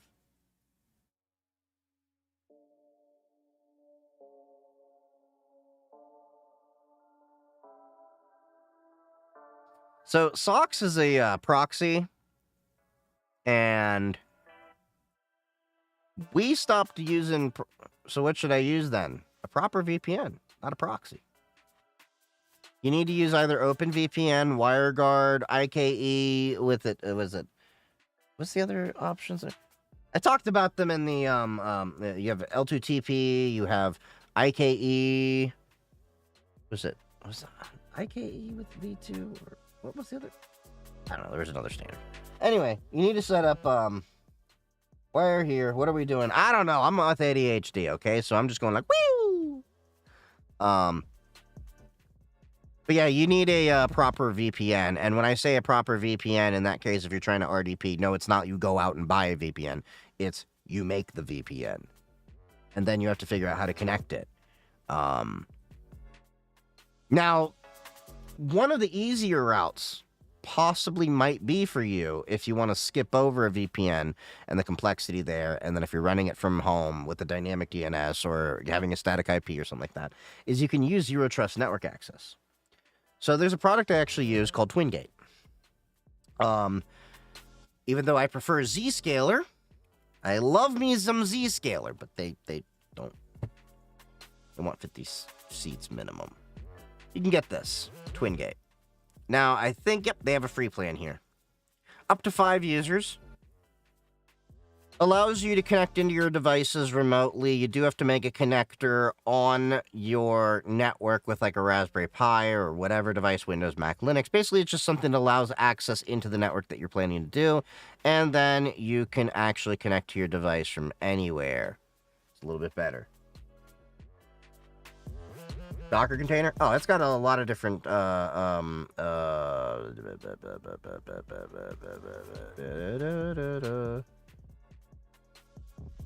they've got a lot of different options. Hold on. Engaging technical support, how to, collecting and supporting, blah, blah, blah, blah, blah, blah, blah, blah, blah.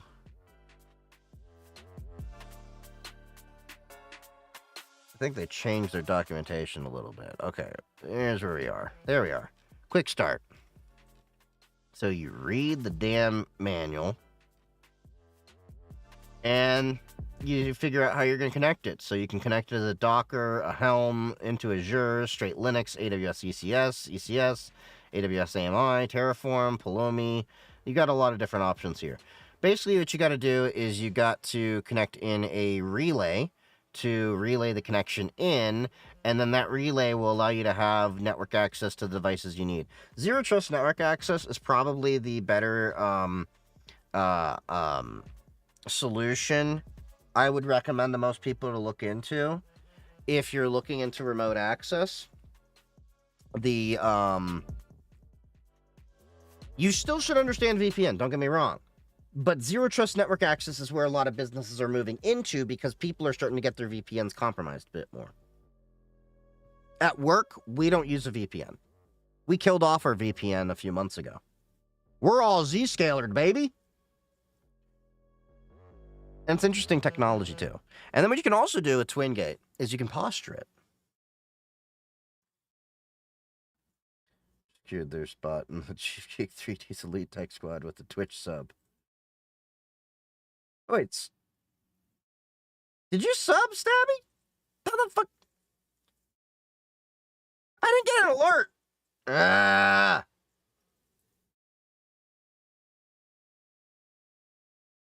Scrolling up here. Did I miss that?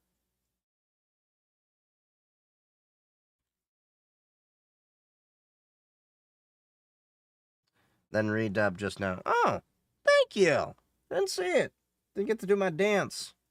Do a little dance. Make a little love. Get down in that. Ooh-hoo, get down in that. Ooh-hoo. This stream is brought to you by Zscaler and Delete Me.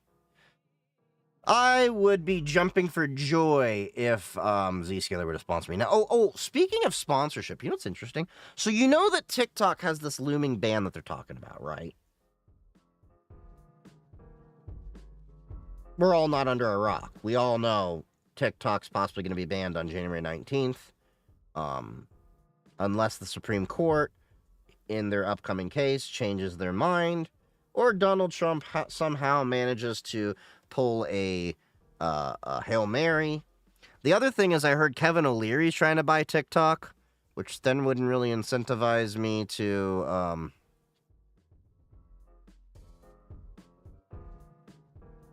yeah. Anyway. Yeah. Kevin O'Leary apparently has, like, some group of people, like, billionaires that want to buy TikTok. Wouldn't really make me want to use TikTok if he owned it. Honestly, I'd kind of trust Chinese more than I would Kevin O'Leary. Anyway, with that being said, where was I going with that? Pick a leaf, drop it in the bucket. Anyway. So,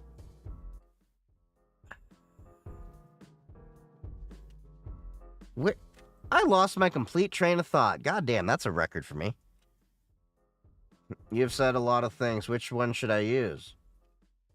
You're going to have to either use a VPN or Zero Trust Network Access. So, here's the amazing part with tech. You can try them all.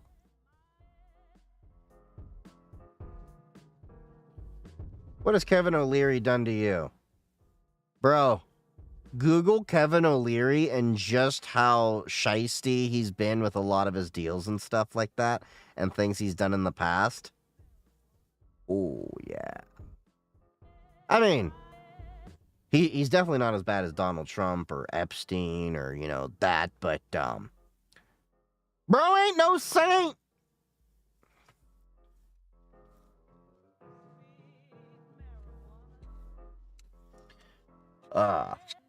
Yeah, Twingate is definitely a product I think a lot of people sleep on. I think it's really great. I'm looking forward to getting into some cloud home labbing projects in the near future. I just got to clean up my house a little bit more. Once I get my network rack cleaned out, I get my tools organized, I get my head in the right space, get back in the proper flow, as well as my lips to God's ears. I get a good bonus from work, so I can get the upgraded camera equipment that I'm hoping to get. Because what I would love to do is I'd love to get a second camera up here. So imagine right where this camera is right now would be a fixed camera with a teleprompter from Elgato plugged into it, so that way I could actually record and stare at it and get a good view. Then move this camera over there, and then have two cameras I could flick back and forth if I really wanted to. Oh yeah, I remember what I was going to say about the TikTok side of things. So even though TikTok is, possibly going to be banned, unless there's a Hail Mary of some sort that works out, I'm still having vendors hit me up to make content on TikTok for different products. And yes, these are legitimate products from different companies that I've checked out. I just reached back to a company that wanted me to review some of their monitors from a Korean brand, and I'm like, hell, why not? If you're gonna send me some monitors, I was looking at buying some. You had one that had a VESA bracket, send me that.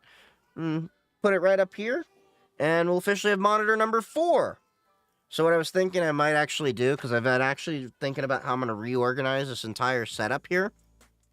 So as you know, I got this microphone on a boom over here, and it's on a wall, and I mean, it works okay for the most part.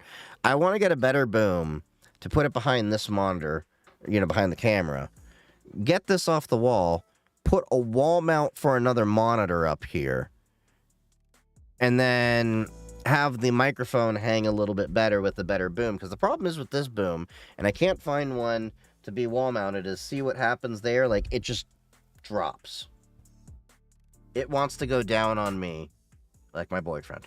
Okay.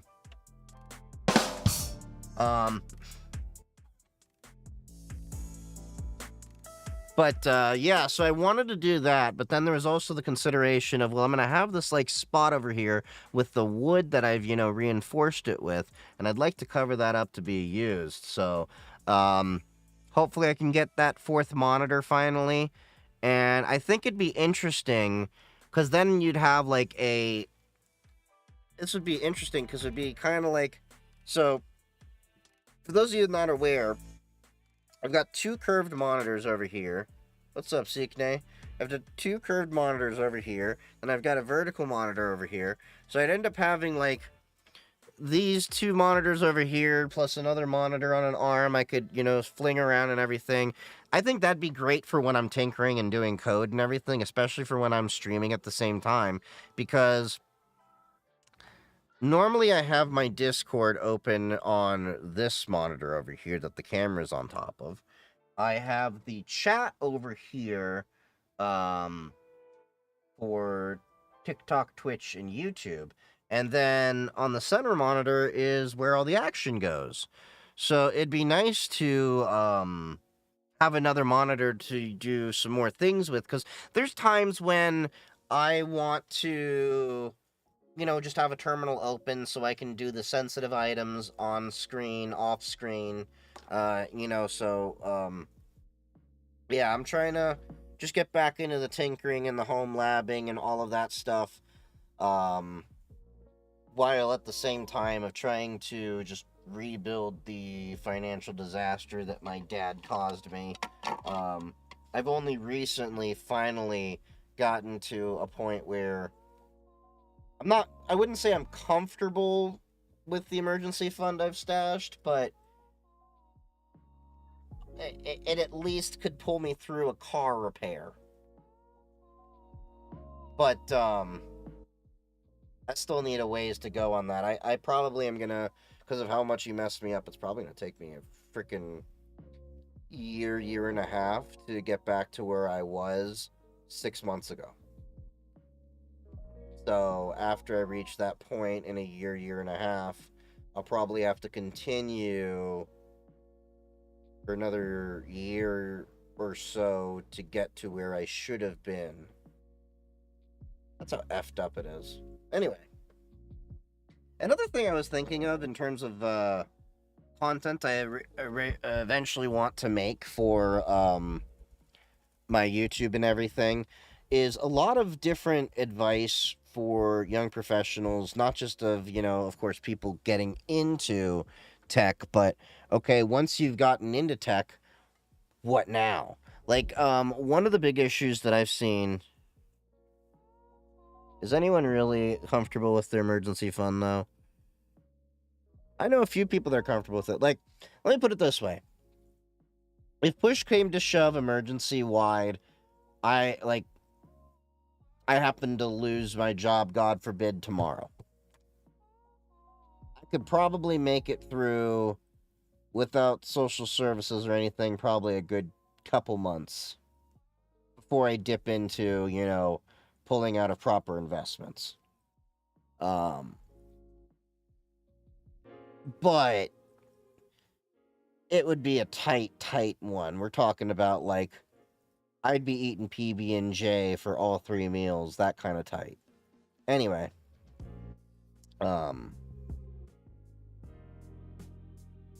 but yeah. So anyway, one thing I've also wanted to work on with my content is for YouTube is I'm like planning out different things. Is I want to do tech things, but I also want to give advice for a lot of the things that I wish I was given when I started my career. Like, I remember going from being paycheck to paycheck, okay, when I was working retail and everything, to getting my first salaried job. And I was making 2.5 times the amount of money I was when I was, paycheck to paycheck. But I was just as broke. And I sat down and I'm like, wait, what the fuck? I'm making 2.5 times the amount of money. Why am I just as broke? And this is before the TV show, the YouTube show, Financial Audit came out, which I love that show, by the way. You should watch that. It's a great show.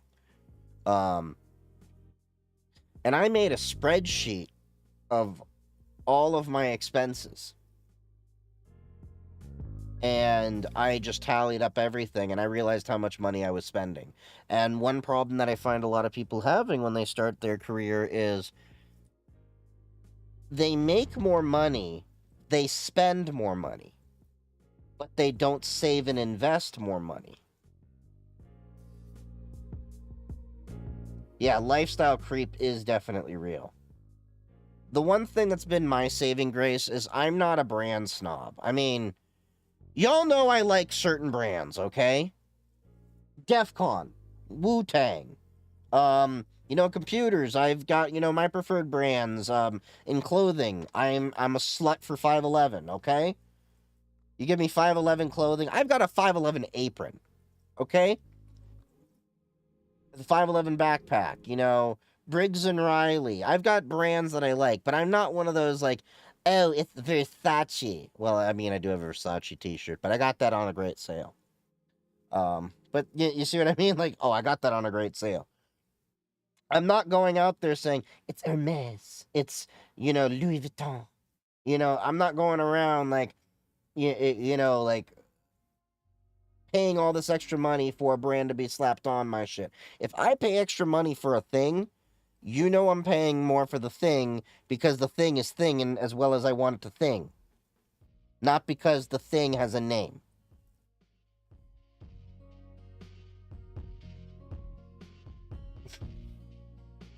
Can't believe that was a sentence that I just had. That thing was thinging as well as I wanted it to thing.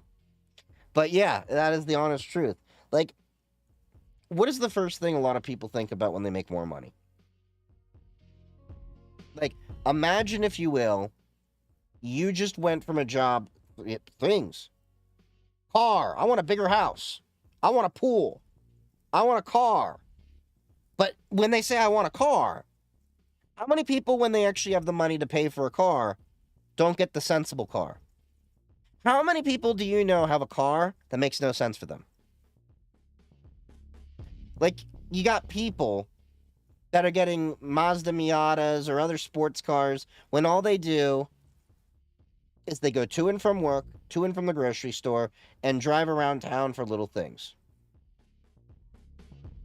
Like, to put you into perspective of, like, how practical I am, my dream cars that I want to own, besides the BYD Auto 3 in the US, a Nissan Skyline GTR, and a Toyota 4Runner.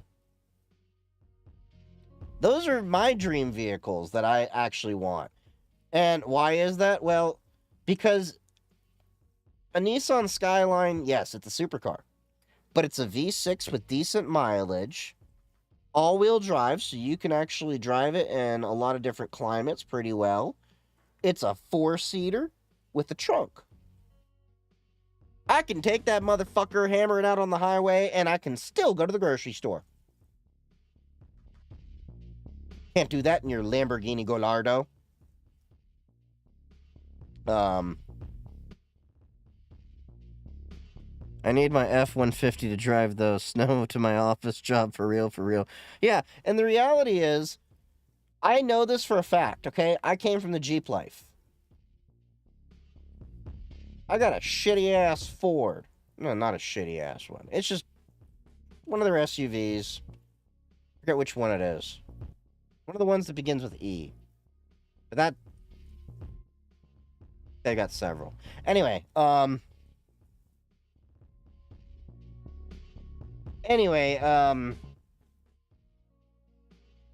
of the two.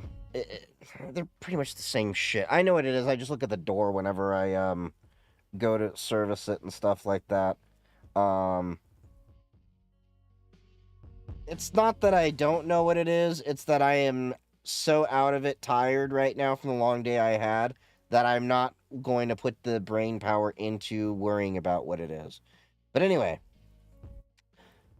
my Ford has the same exact tires. Okay? It has the same exact tires that I've had on my past 2 Jeeps. Now, when I say the same exact tires, I mean, down to the size. Yokohama Geolander. HT 235 70R16. I know the number because I have bought those tires for... Yeah, I've been buying that same exact tire brand and pattern for like 12 or 13 or 14 years. Because I used to, have a Jeep that was lifted, leveled, and, would go off-roading with, and I love those tires. They were the best. Those Yokohama Geolander HTS, those ones are the best on off-road tire. When I mean on off-road, I mean like they were the best tire that gave me the best compromise of I can go off-road with them, I can get them in ice, I can get them in snow, and I can still go on the highway with them. BF Goodrich is better in the off-road conditions, but they're too noisy when you're on the road, and they don't work as well on the road. And the reality is, most of the time that I'm driving, I'm on the road. So, yeah. I like the two different brands of tire on my car. Oh, I am meticulous. I make sure my tires are rotated every 2 to 3 oil changes. I make sure my car is, balanced, and, I make sure it's well maintained. But anyway, they have the exact same tires. The Ford I drive, let me put it this way, it's not as capable as my past 2 Jeeps have been. Because my last 2 Jeeps, I literally drove those through blizzards. I know how capable they are. But there's something about how it locks the differentials a little bit better in a proper 4-wheel drive system. I mean, I know they don't do a true full lock on many of the models, anything. I'm not going to get into that nitty-gritty with the transfer case. See, I know my shit. But I'll tell you, that Ford all-wheel drive with the same exact tires as my Jeep handles just as well in level 2 snow. I just had to deal with it. I mean, of course, like, I wouldn't push it nearly as hard as I would the Jeeps in similar circumstances, but, yeah, you get in snow? We just went through snow. Yeah, what's the temperature right now? What's the temperature? It's negative 10 degrees outside. Yeah. Oh, and for those of you that are just jumping out saying, where the fuck it... That's Celsius. It's negative 10 Celsius. And if you don't know what that is, grab your calculator, children. Figure it out. Because y'all need to learn how to use civilized measurements like the rest of the world. America can't really conquer Greenland if they don't know how to read how far the signs are. They're going to read all the road signs being like, it's 10 kilometers to here. Thinking it's 10 miles. They're going to overshoot that shit. My tires rotate every time I drive. This is why I drive a beater. I'm not responsible enough. Well, and that's the other thing I was going to say, is that a lot of people, when they actually go to get a better job and everything, you don't need a brand new car. In most cases, I will tell you never to buy a brand new car. It loses about half its value when it drives off the lot. Buy used. Get it checked out by a mechanic before you get off the lot. Get something low mileage. Get a Japanese 4-banger. Just a 4-cylinder, 4-banger, Toyota, Honda. Like, that shit'll last. Pick them up. Like, $2,000, $5,000, $10,000, depending on what your range is. It'll last you. A car will last as long as you take care of it. And then just do your regular maintenance if it's not been done already. You do your oil every 3,000 to 8,000 miles, depending on spec. Some can go as far as 15 from what I've seen, depending on the spec. You do your transmission fluid. What is that, every 30K? Belts as well, things like that. People forget to flush transmission fluid. Most transmissions would last a lot longer if y'all would actually drain the transmission fluid once in a while. Radiators need to get flushed. Brake fluid, everything. Yeah. What's your opinion on Salt Typhoon efforts in the telecom hacking? I mean, sooner or later it was going to happen. I mean, it's not a matter of if, but when you will face a cyber incident. And it's more about how you react to the incident than that you actually had an incident. Like I've said before, I won't judge a company for them being compromised as long as the compromise didn't make me go, what the hell, you schmuck. So, do you think these acts will escalate? How have you been responding to these types of threats? Escalate? They've been escalating for years. U.S. has been going after Chinese and other infrastructure. The reality is a lot of the book that China has been doing to get after certain telecom and everything like that, the U.S. wrote the book on a lot of this cyber warfare stuff. And then we eventually became behind the ball on cyber warfare, but now we're picking up again. But the only way to really fix a lot of this is, unfortunately, we have to undo a lot of the privacy and security culture and what we taught in America. America wrongfully kept teaching people. I wouldn't ban CISA. Trump wants to ban CISA. I like CISA. But we have a big cultural problem in the U.S. in terms of privacy and security. I see it consistently. Every time I talk about privacy and security technologies, I talk about cryptography. I talk about, alternatives to Android and iOS, whether it be graphene or going into the full Linux phones or anything. People immediately jump to the accusation and belief that I must be doing something illegal, nefarious, or like maybe I'm dealing drugs, or there's human trafficking involved, or maybe CSAM, things like that. They have the mistaken belief, and the U.S. government has a huge role to play with this, that if you have nothing to fear, if you have nothing to hide, you have nothing to fear. And it's only been since the past few weeks, the FBI finally woke up to the fact that, okay, yes, you should be using encrypted communication systems like Signal and WhatsApp and all that. I mean, not WhatsApp personally. I wouldn't recommend it, but I'm just saying I'm more of a Signal person or Matrix person. Because now the Chinese government had access to all of these different informations and everything. So all these cybersecurity people were once again vindicated for many years. The USA has this problem believing that just because they happen to, in their perspective, and many often times they are objectively the good guy,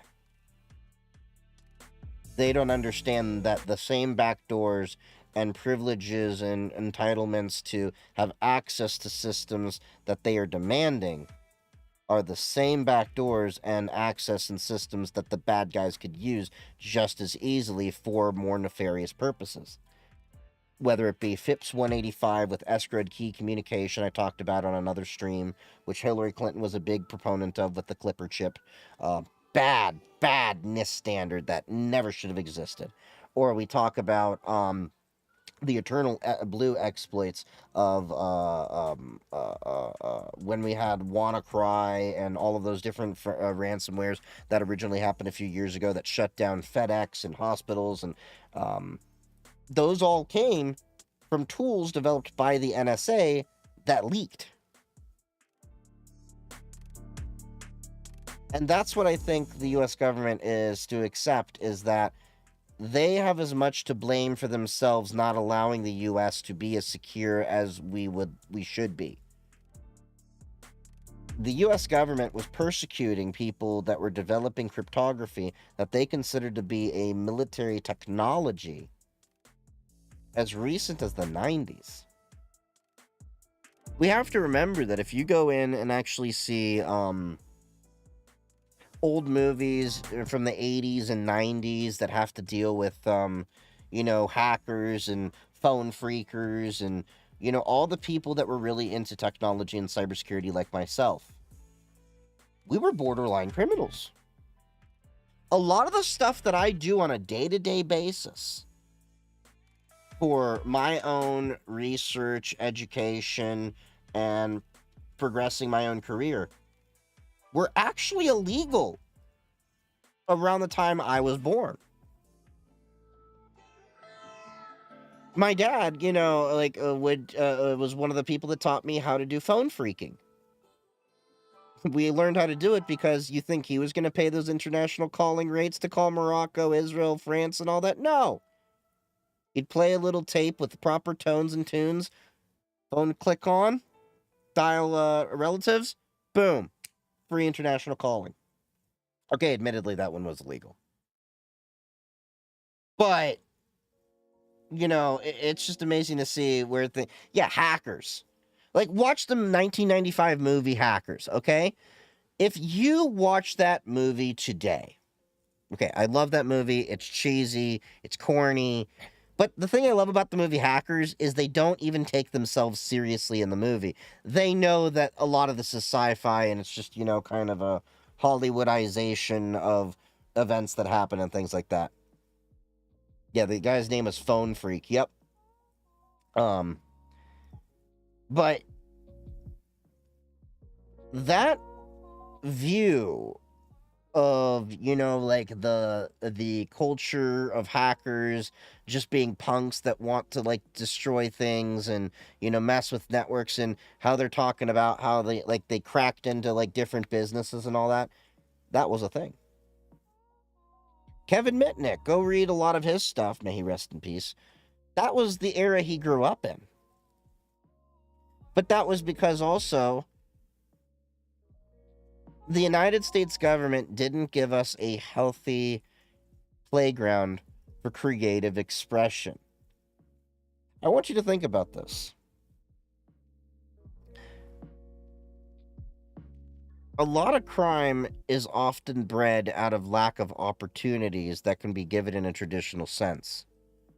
A lot of the cybersecurity that we know of today wouldn't exist without that whole scene. It's kind of interesting where the whole thing comes about, when you talk about how different music cultures and things like that and different creative parts, and I would definitely say cybersecurity and IT is a creative aspect of things because it can be as much art as it can be science, but I just went on a long tangent.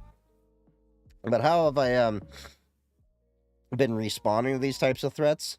Well, you just keep on the guard. You look for the threat actors. You, in the job, make sure you work with your team to identify threats and take down bad threats and all of that. And that's about it. Luckily, where I work, I'm not saying we're not a target because everyone realistically that's connected to the internet is a potential target. But how do I say this without saying too much? We would be targeted, but it would be one of those things where you'd kind of look at it and be like, oh, they got hit. Didn't know they were a thing. It's one of those companies where it's kind of like they do a lot in the background. You just don't know they exist unless you're in a certain group of people. But that's a lot of businesses, to be honest. I mean, most people don't understand how a lot of businesses run through. Takedown was a true story, though. What's Takedown about? Maybe we could possibly put that in a movie night on Discord one night. Which, by the way, movie night this Saturday night, Blazing Saddles. Oh, Kevin Mitnick? Oh, yeah. So the interesting thing about Kevin Mitnick is one of my mentors dated him. I'm not going to give away too much. There's some funny stories. I'm not going to repeat them. They're not my stories to repeat. The only story I will tell you related to it was I found out about this because I was working with my mentor at the time, and I was, hired to build out their IT and cybersecurity infrastructure and everything. This was, God, 2 years ago. Holy shit. It's been a while.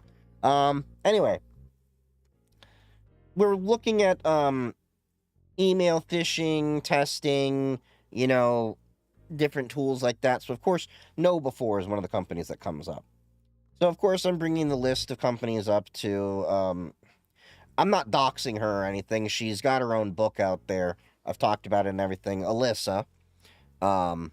She's got her own Wikipedia page, okay? I'm not doxing her. Her information's already out there. She's public. She's a former DEF CON speaker, really awesome, knows a lot about cryptography. Love that woman. She's opened so many amazing doors for me and taught me so much about business management, and as well as I've gotten to understand a lot of what the tech world looks like from the perspective of a female executive in tech. I've literally been in meetings where the vendors thought I was the boss, and I'd have to correct them and say, no, she's the boss. I'm her right hand. I'm here to support and clarify whatever she needs, but you need to talk to her.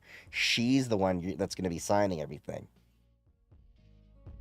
But kind of like just straighten them up and be like, no. I may have a dick here, but I have no power here. Like, if that makes sense. I don't know. It kind of sounded like a dickhead move to say it, but you get what I mean. This is the movie Good Watch. Okay, keep it in mind. I think I've actually seen that years ago. Anyway, so I found out that Alyssa knew Kevin because I went to her and I'm like, okay, so these are the different phishing companies that we should at least take a look at. And she immediately sees KnowBe4. She's like, do we have to talk to them? And I said, Alyssa, I know how it's like, Alyssa, we're going to have to talk to all of them. We have to see what all they offer. I'm like, I know I'm not a fan of KnowBe4 because they're lacking in a lot of things, but I know if we go to the board and, the executive leadership and, they ask, have we checked all the competitors? I can't go and say, well, we didn't check KnowBe4. And then she gave me the scoop, like, yeah, I used to date Kevin, and I don't want to have that whole awkward interaction come up again when he sees my name come across accounts and stuff like that. And I'm like, say less. Must have been years ago. Yeah. Not a fan of KnowBe4. I do want to deploy Hawks Hunt at work, but I don't have power to make those kind of decisions, and we're locked into a different vendor for a couple of years, so it is what it is. So.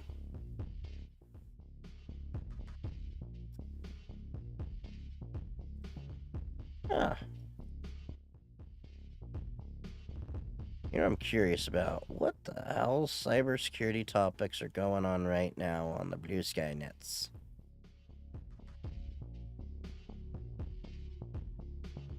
I don't know if there's really been any major... Dr. Desktop on Mac miscategorized as malware. Apparently the one of the recent Docker desktops now is recognized as malware. That is funny. That is funny.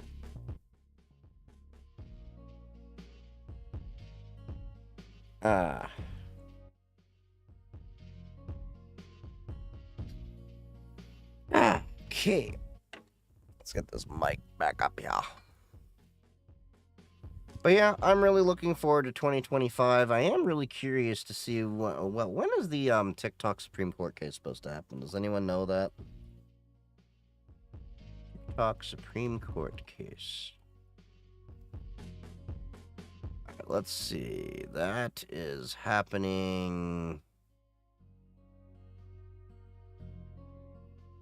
tomorrow. So it's gonna be really interesting to see.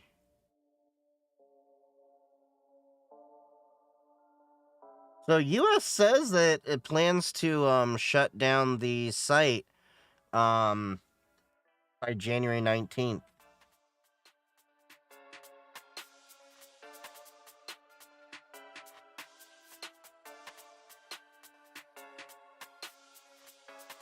I'm really curious what's going to end up happening.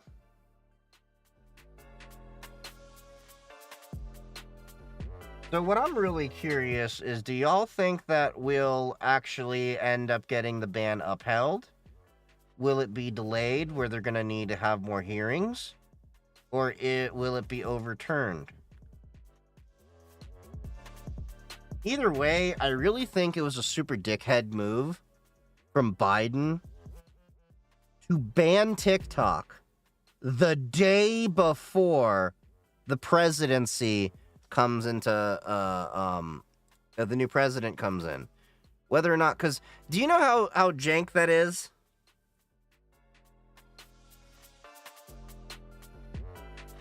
It's like literally the Monday, the January 20th, like the day before. So they're like, okay, inauguration.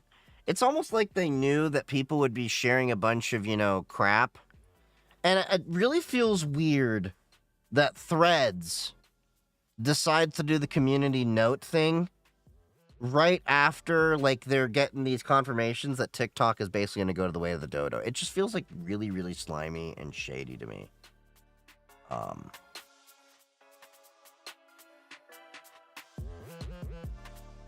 It's just one of those things that just it doesn't sound right. Doesn't mesh well with me.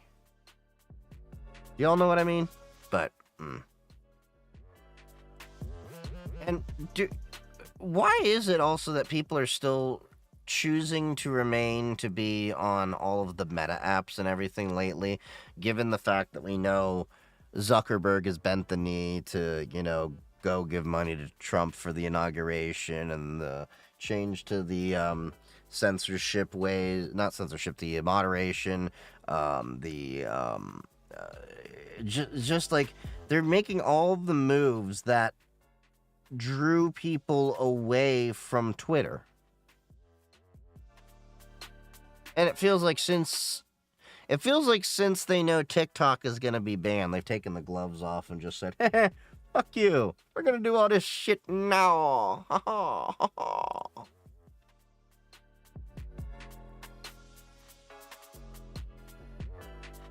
Yeah, I just don't understand what's going on in this world.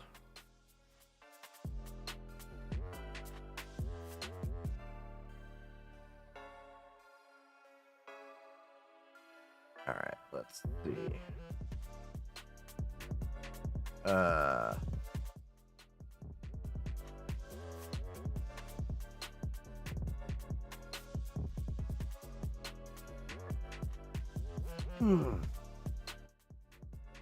But yeah, as far as these, back to your point with these acts of Salt Typhoon and everything like that. Yeah, they're gonna keep happening, because the U.S. is just. The reality is China is not doing anything to the U.S. that U.S. hasn't been doing to the rest of the world. And I'm not saying that purely as someone that's not like, a big fan of America. I'm just saying that as a realist that studied history and everything like that. And if you look into the history of what the U.S. has actually done, espionage on their own people and everything like that. Like, I remember how many people were legitimately thinking the government is spying on us, that they're monitoring all the internet communications somewhere in a closet, and they're siphoning all the data into a giant data center. And the data that they can't, crack right now, they're collecting to crack later. Sounds fucking crazy, doesn't it? But we know it's basically all true. That's the honest truth. And I'm kind of tired of, us basically sleeping down, sleeping and falling on our face, and then realizing, hey, the crazy people were actually right here. Or the people we kept calling crazy. I'm just tired of running into those situations. I'm tired of running into situations where I keep telling people, like, you should have listened to me. Should have listened to me. Like, all the concerns that people are making right now about TikTok, spying on our devices, collecting all this data, it's nothing new that we haven't been talking about when, Facebook was the only game in town. Go back a few years ago. You'll even see Facebook being called out just in the same way that TikTok is for all the data collection. All the social experiments that they performed. All the dangerous trends that were happening on Facebook and things like that. All the things they're accusing TikTok of are nothing new. And Facebook literally basically was the source of a genocide in Myanmar. Lovely.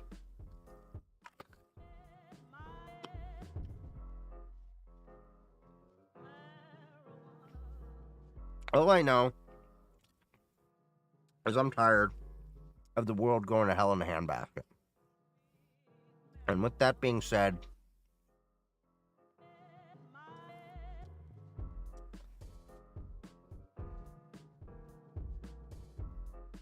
let's shoot some shit before we end up getting shot at in World War III. Okay, so here's 5.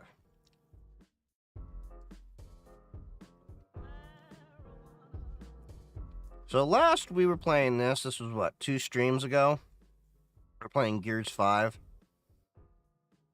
But I do hear that they're going to have Gears of War 6 coming out.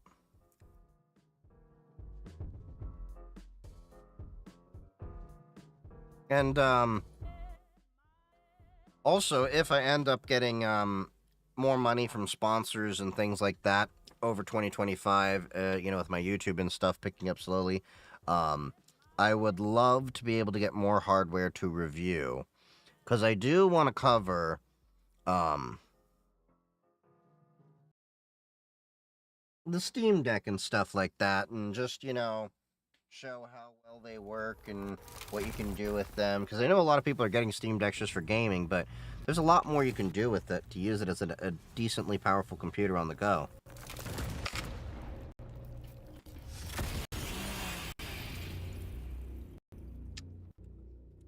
In fact, I'm curious. Could one use a Steam Deck with Kali Linux, or putting in a VM or something like that? Well, I wouldn't even need to run Kali, but if I could get like something like Jack the Ripper or whatever. No, what is it? OC Hashcat. And possibly use the GPU inside the Steam Deck to do cracking or passwords and stuff on the go. It could be a very powerful device for a lot of ethical hacking needs. Who knows?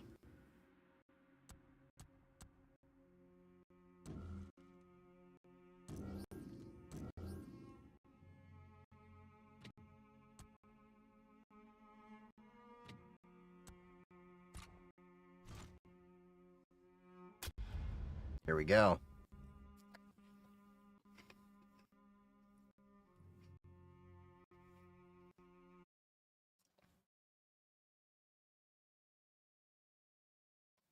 So last I remember, we were in the middle of the desert. Before we go, I got a bone to pick. A big one. Sure. Pick away. You lied to me. And then, after you got hurt, you pushed us away. Like we didn't even know you. Look, I haven't exactly been myself, Del. I know that. So who showed up today? Your friend. For what it's worth, I tried to convince him to embrace Dark JD, but something about you two brings out the best in him. Wait, where'd this 4th dude come from? I remember only 2 coming around with us. Alright, I know why we're here. But where are we going?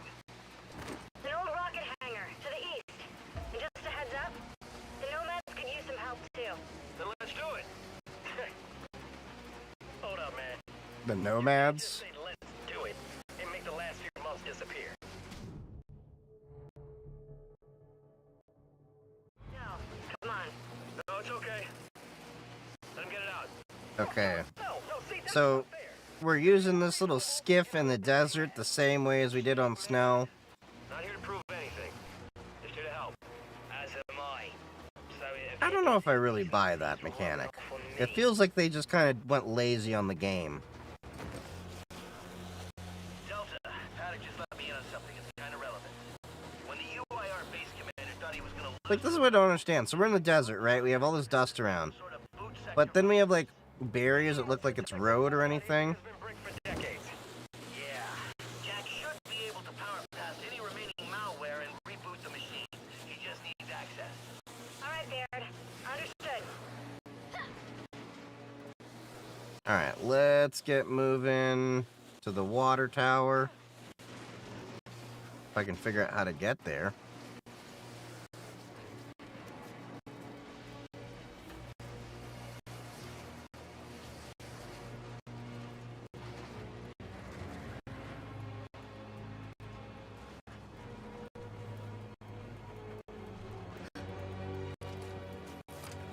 What did Paddock say they're doing here? Trying to get their water supply back online.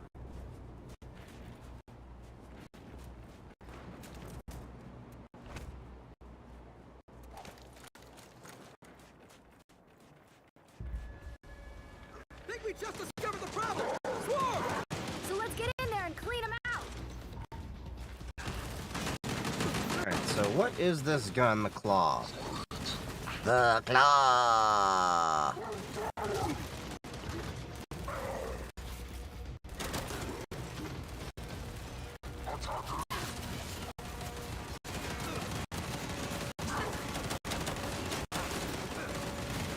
Yeah, I do not like how this fires. It has a slow reload.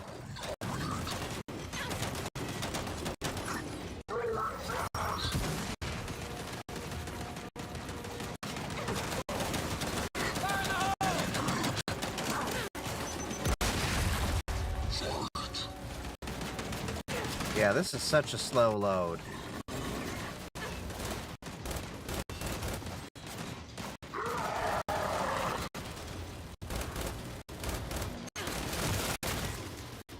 Yeah, see, I do a lot better with that.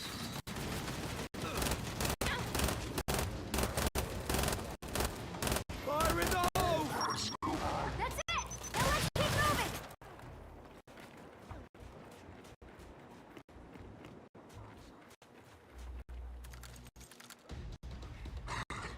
Mind your heads! We got snipers on high! Shit, they're really dug in up here.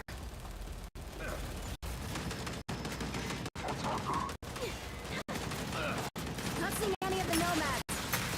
Not alive, anyway. We'll worry about them after! Alright, so we got that Mark's, it's a little rifle. Okay, we got a sniper up there.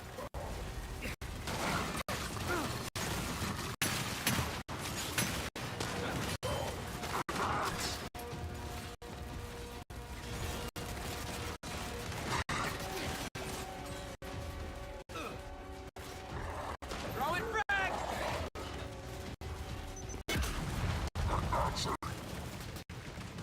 Alright, let's see, can I get around this way?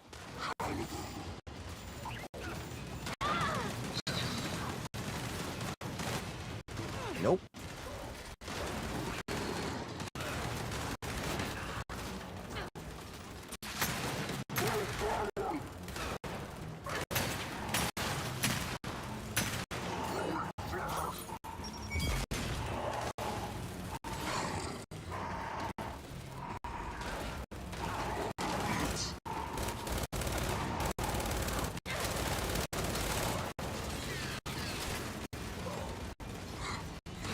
Target eliminated!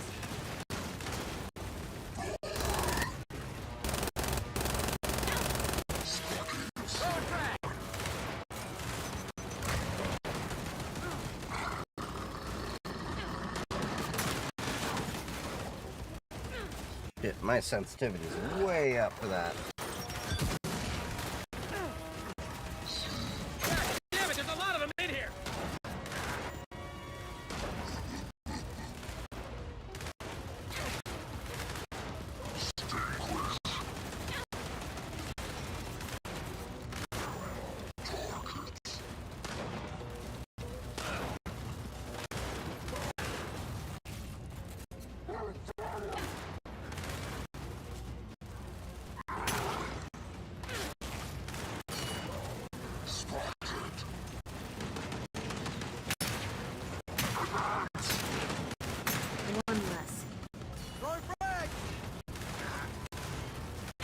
Okay, come on.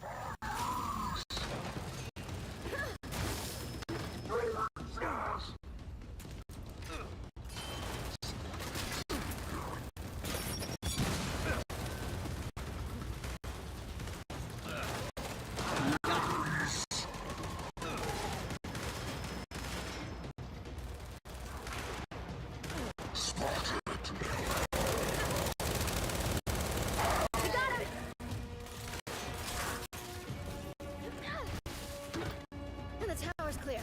Nice work. Did any of the nomads make it out of this? Got it.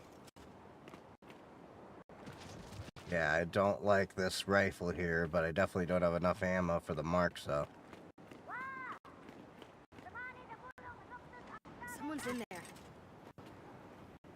Yeah, I would much rather a hammer burst. Maybe.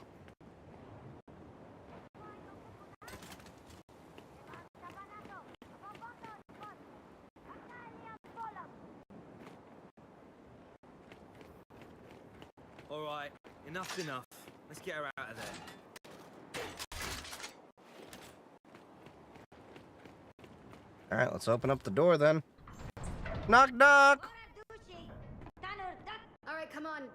Out. There's no one in here. Oh, cute trick. Guess that's how you survived.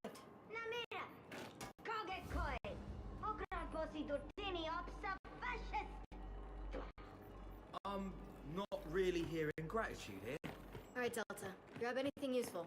Then we head out.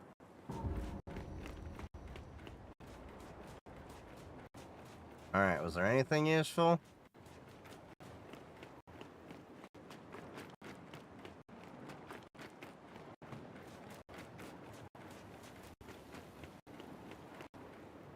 There's also another thing that annoyed me about Gears of War is, like, in some areas they make it feel like you should be able to, walk around and do more, but not really.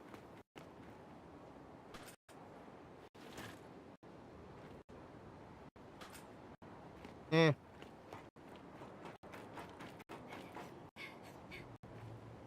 See what I mean? Like, you should be able to jump across, but no, you gotta send a fucking robot to do it.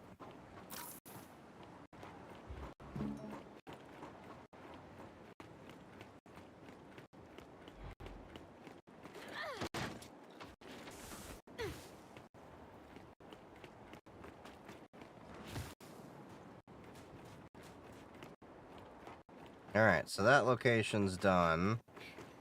Paddock, we just saved one of your engineers at the water tower. She was a handful. Oh, her. So she survived.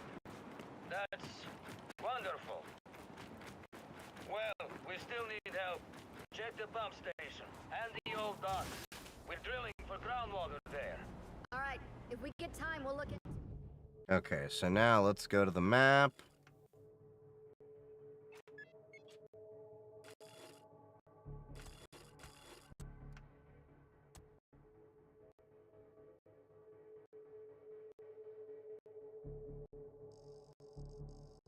Okay, so it wants me to go over there. Delta out. What's up, Chris? How's it going? How you been, buddy? Hope you had a good sleep. Ready to go. Meeting that engineer was sort of like experiencing the entire tragedy of Asgard in 5 minutes. Tell me about it. Although she did remind me of my mum. I really find it interesting that we're on a different planet, but we still have British accents and stuff. Makes you wonder, what's a Martian accent gonna be like when we end up getting to Mars one day?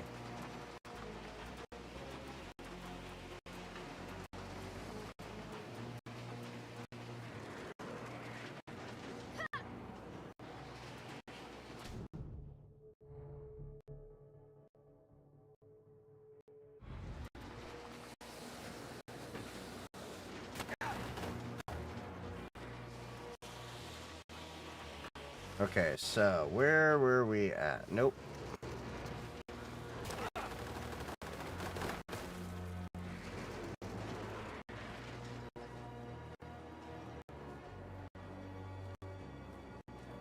I got moved to a smaller room. Or what?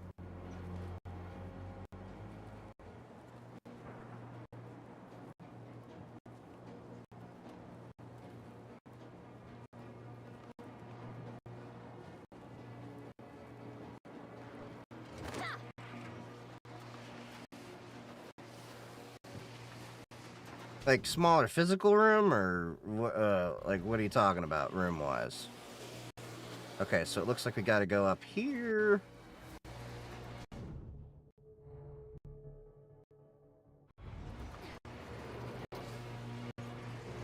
This just feels like we could have done with a much better vehicle than some kind of skiff.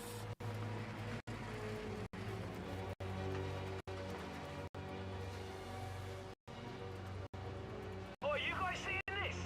Over there! Looks like a bloody space station! It'll be worth checking out. A cosmonaut training facility. Baird.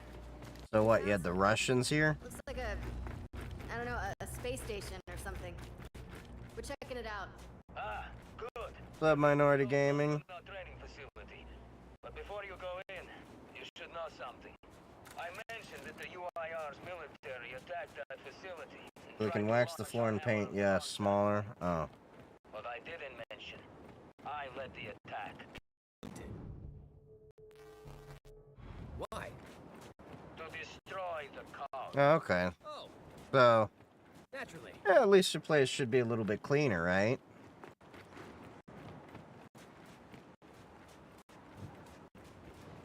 Paddock, is there anything inside this place or not? Yes, the Hammer of Dawn's targeting beacons, as it happens. I was going to have my people get them for you, but since you're there, you may as well head inside. Wilco. I'm sorry, targeting beacons? For the Hammer of Dawn? UIR tech. Super advanced in some areas, old and busted in others. Oh, what's this?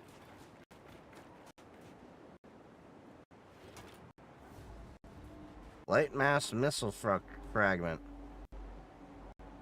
Okay. A light mass. Oh, yeah, that's the, thing that nuked the, hive. I remember that. Yeah, this is... Here's our way in. Not super happy about it. Why not?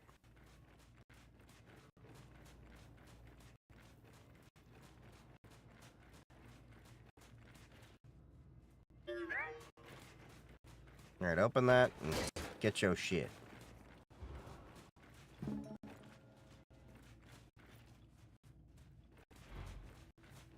Alright, let's see. Where, oh where is my Alright, let's see what we entrance got here? in here. Help me.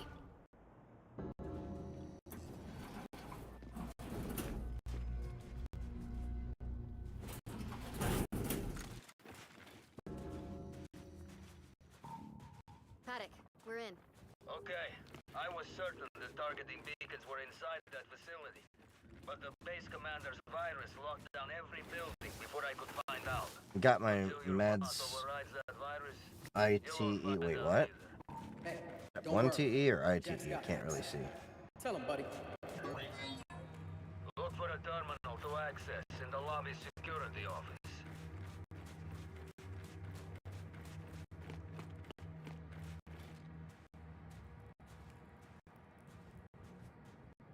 All these cogs just died. And damn weapon around.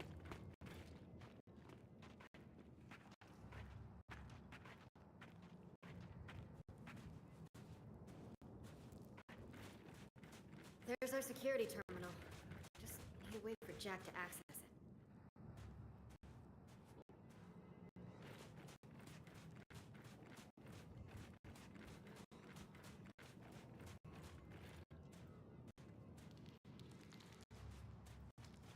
Okay, where's the vent? I got my medicine late. Oh. Yeah, that's no great bueno. I know I have to give my dog's meds on a certain time too. Otherwise he gets a little bit off. And speaking of meds, it looks like I'm getting approved for the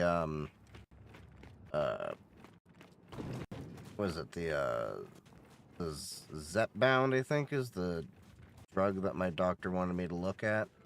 Help me lose weight and stuff, because my diet and exercise, I've lost weight, but I'm not losing enough weight. We've done the whole thing where it's like, you know, working on it for a year. So he's like, okay, yeah, we can try this, because we've actually done the steps you're supposed to.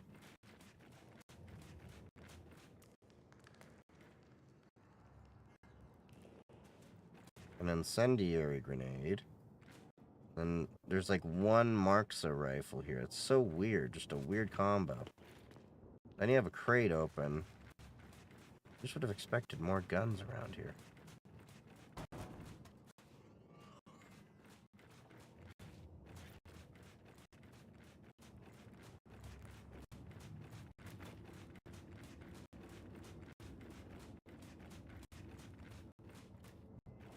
Okay, so I slid down here. Is there anything over here?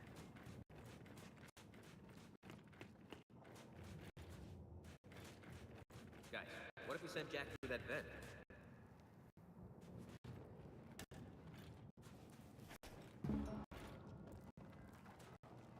What vent?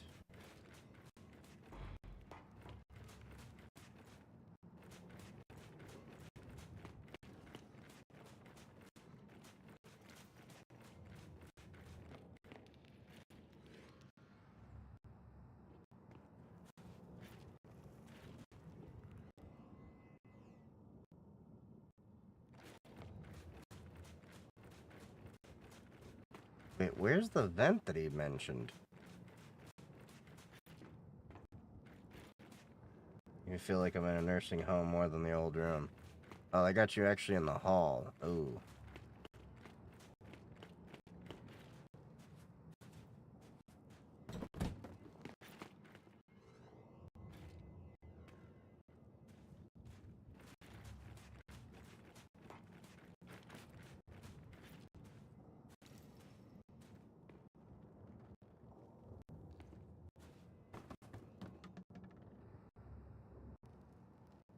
Okay, where is the vent?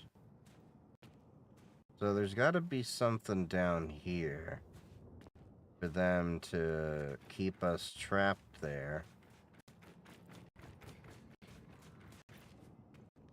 Oh, there we are. See if that vent will get you to the security office.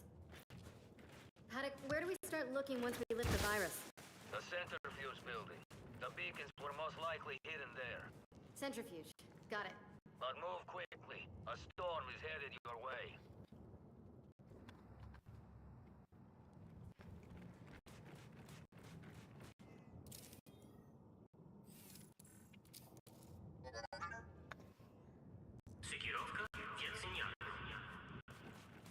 That sounds like Russian. Facilities activating, Delta. See? I knew Jack could do it. No sweat. Paddock, Jack cracked the virus. We're in. Then you now have full access to the entire facility.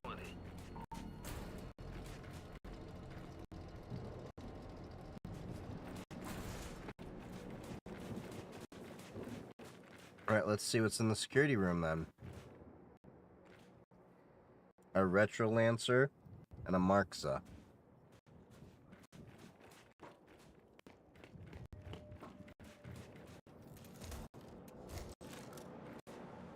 Taking this.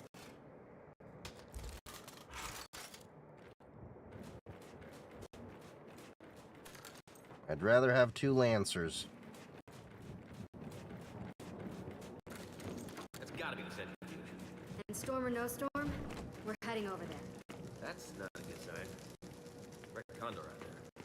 Yo, Bear, you lose the Condor by any chance? Several, in fact, while running weapons to a certain, desert-dwelling friend of mine. Keep whatever you find. Okay. Solid copy. So hopefully we find some good shit out here.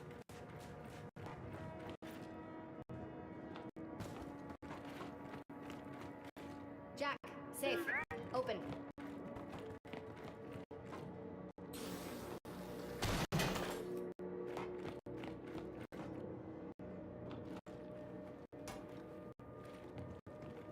Alright, we got components. Ooh, 5 components.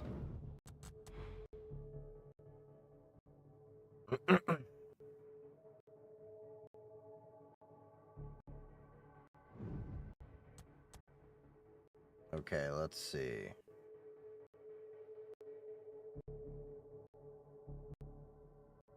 Oh, this is Gears 5.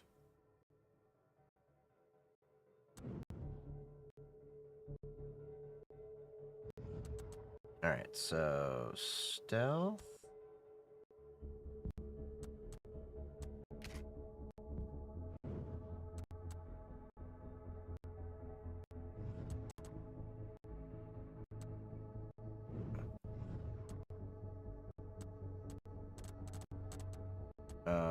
Zapper.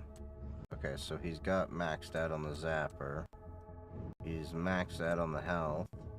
The stealth.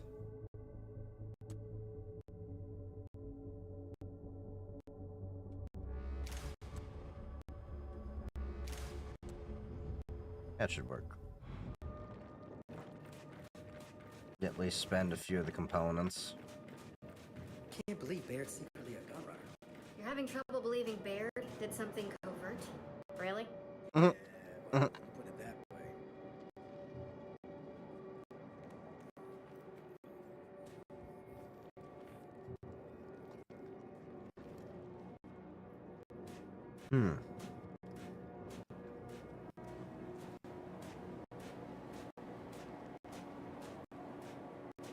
Alright, we're about to go under a section, which means we're probably So gonna we're gonna have to a go change through of that pace storm to get soon. there. Let's make it quick. Haven't run into any swarm yet. That's a fairly good sign. Don't hold your breath. Between Paddock's Civil War and the weather, it crawled in anywhere.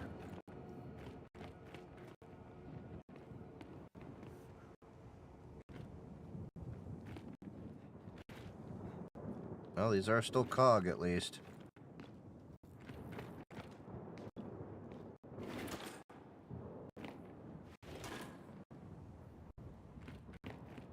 Alright. We're maxed out on all our guns. When I at you on Discord? No. Well, you called it. Look who's here. Just as long as like people don't do it a lot. But then again, I also don't.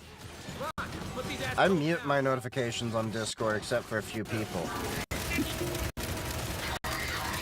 One less.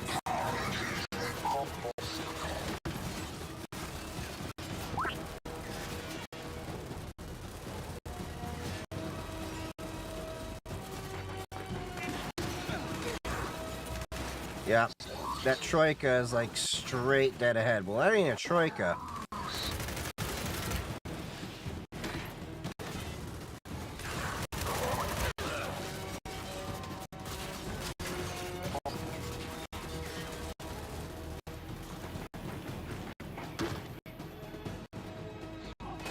Oh, that's useful. We gotta deal with that scion.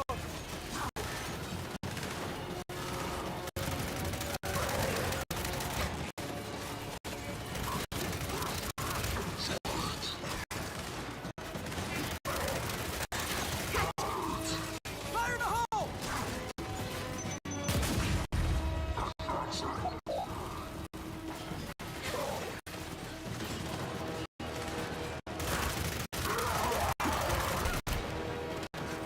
Yeah, we're just slow and moving up.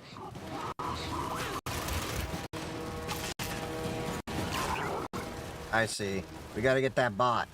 Bot's having some trouble, mate. Reboot it.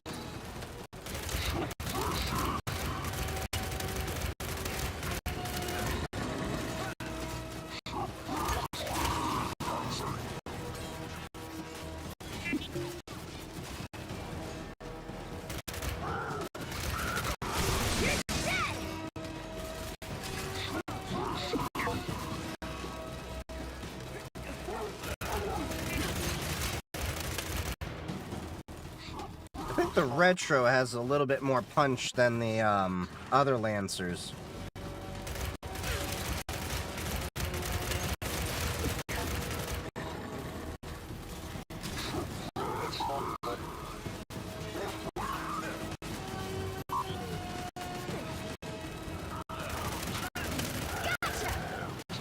Alright.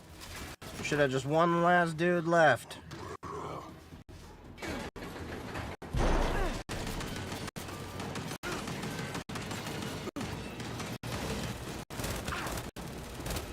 Got another one! Okay, swarm assholes have been wiped clean. I'm aware of how that sounded. Yeah, let's just move on. More assholes have been wiped out.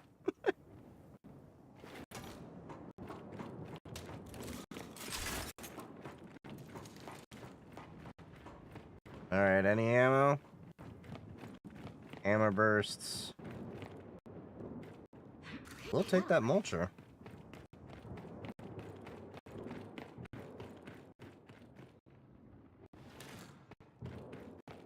Huh, plenty of ammo for that. On me, up here.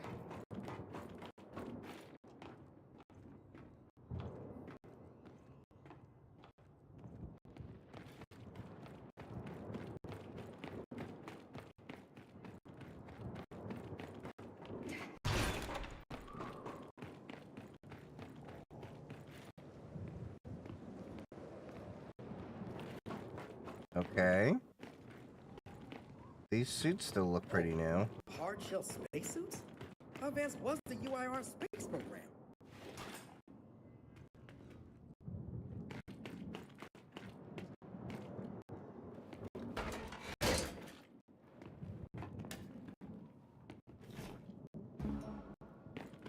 Alright, some more components.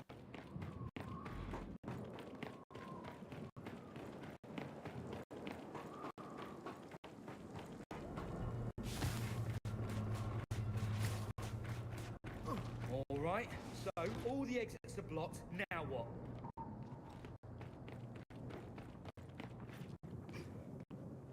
Jack, activate that crane. I love how, like, they block it just enough that you have to use Jack.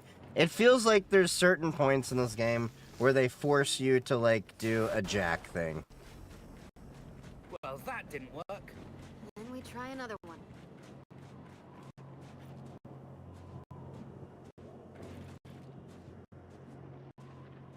Jack, crane.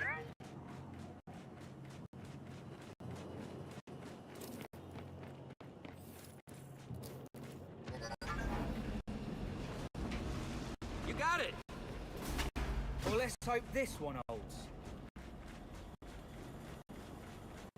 Smashes down on all of us crossing through. Game over. You're never able to pass this level.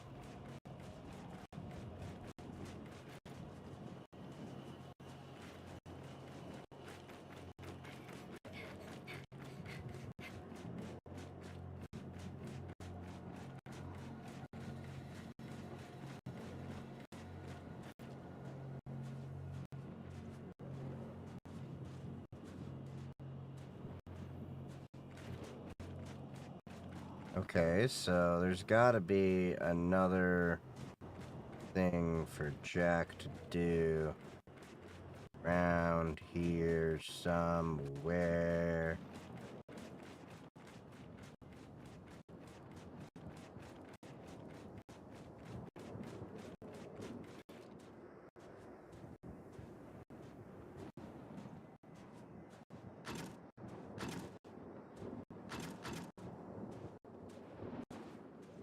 Okay, so where... Oh, there we go. All right, Jack, let's do it again.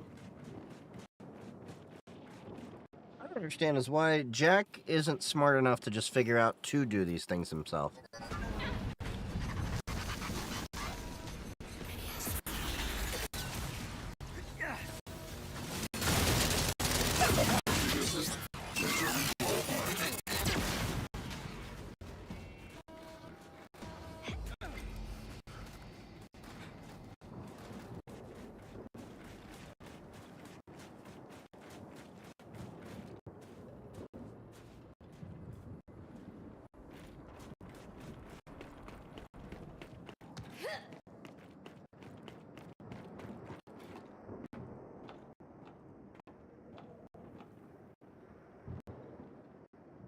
Okay, we got boxes of ammo in there.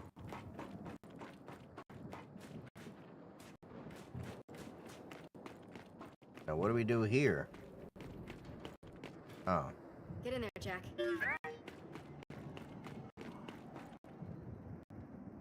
Two VG games?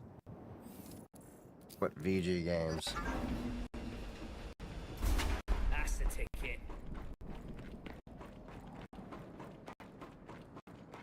Alright.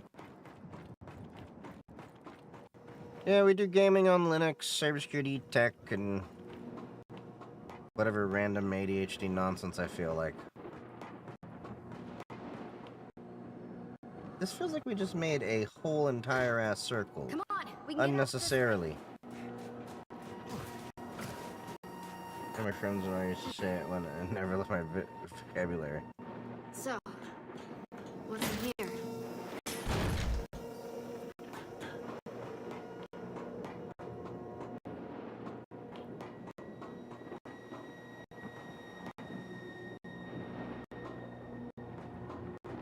Just the marks over there.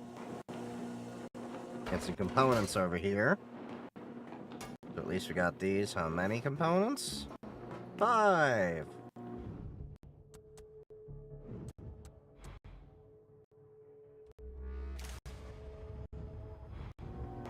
Now you can go fetch shit in battle. I guess that kind of makes sense. VG games where,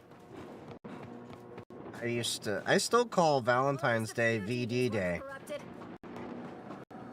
When games became playable in Linux. I've been gaming on Linux for Come on, this way. almost 2 decades now.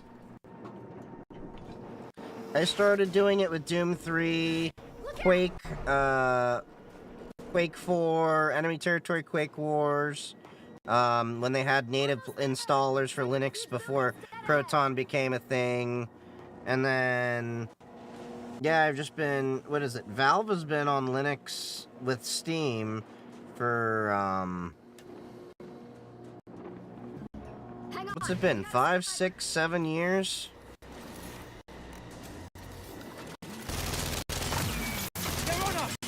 Not for long. Enemy territory like Wolfenstein? No, so there was a Quake game called Enemy Territory Quake Wars.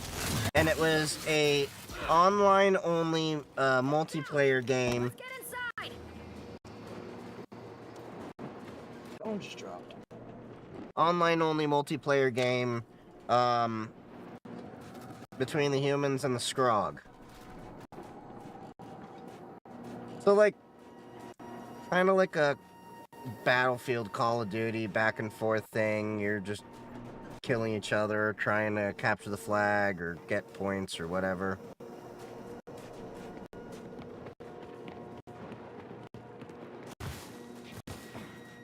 Oh yeah, and I also played Wolfenstein on this as well. What was it? Wolfenstein 2009, which ironically, Help me get this open. I still haven't figured out how to get work on Linux today because it's abandonware and the native installer and stuff doesn't work anymore. And now everything's on Proton, It's where the hell and is vacant. now I just can't figure out how to get the any territory that was Wolfenstein. Pretty sure it was Quake Engine. More. Yeah, there's a Wolfenstein enemy territory, but there's enemy territory Quake Wars, ETQW. We could bring the arm around. There's a platform over there. Worth a shot.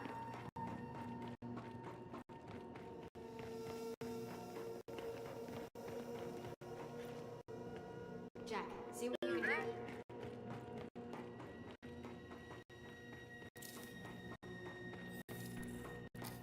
Oh yeah, and we were playing Wolfenstein all of Hanukkah. No, I know. You're fine. Conversation, we're cool. But yeah, we were playing Wolfenstein all of Hanukkah. You know, the closest things you can do to, killing the Greeks in the story of Hanukkah is killing some Nazis. But it's not slowing down. Oi, fuck! What did you do? This thing's older than you are, man. Jack's not a miracle worker. What about an emergency? Yeah, it's our 3rd year that we've been doing that, too.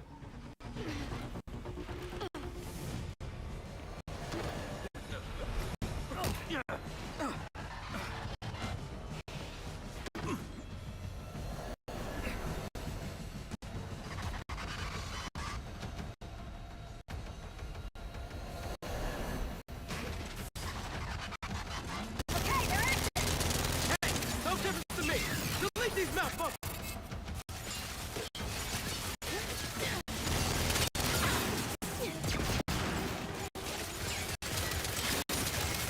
the hostile. Okay, now let's stop this thing.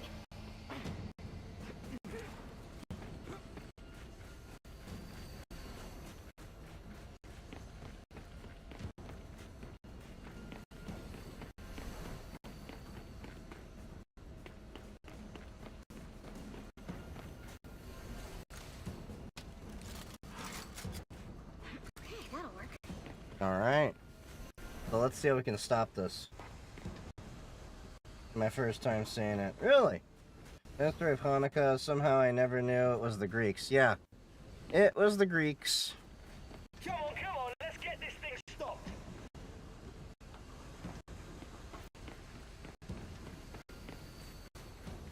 Are you trying to stop them training for space or something?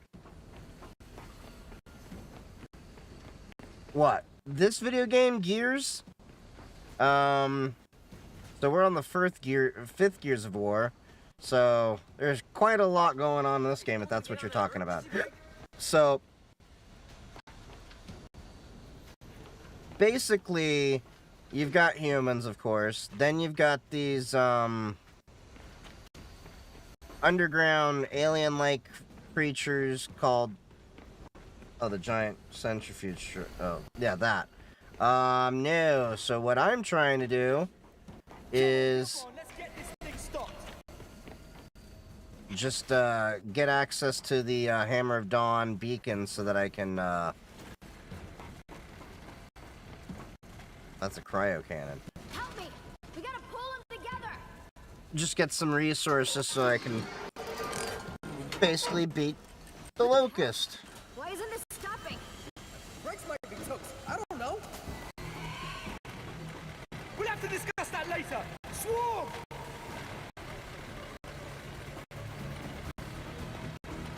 Okay, we got a boom shot there. Oh, these ain't nothing but puny little fuckers.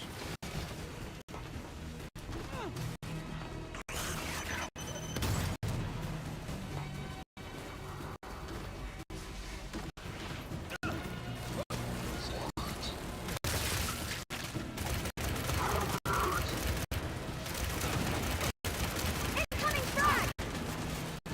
Incoming frag! Shit. Get me back up. There you go. Incoming frag! Shit. They got a sniper out there. Fire in the hole!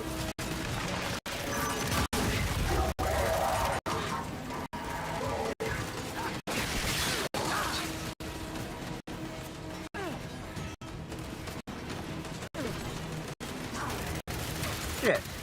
Wish I had my regular Lancer. Coming in! Yeah, baby!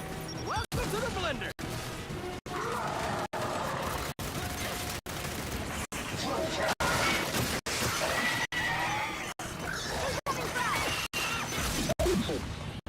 Shit.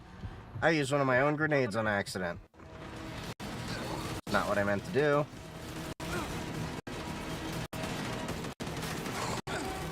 That was the Lancer I meant to use.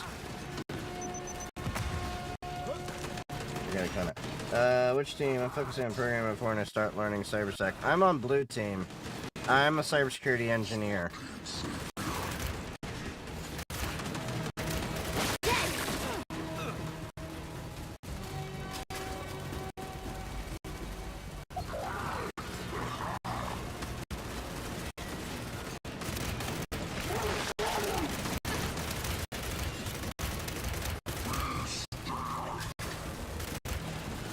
Gotcha! Shit!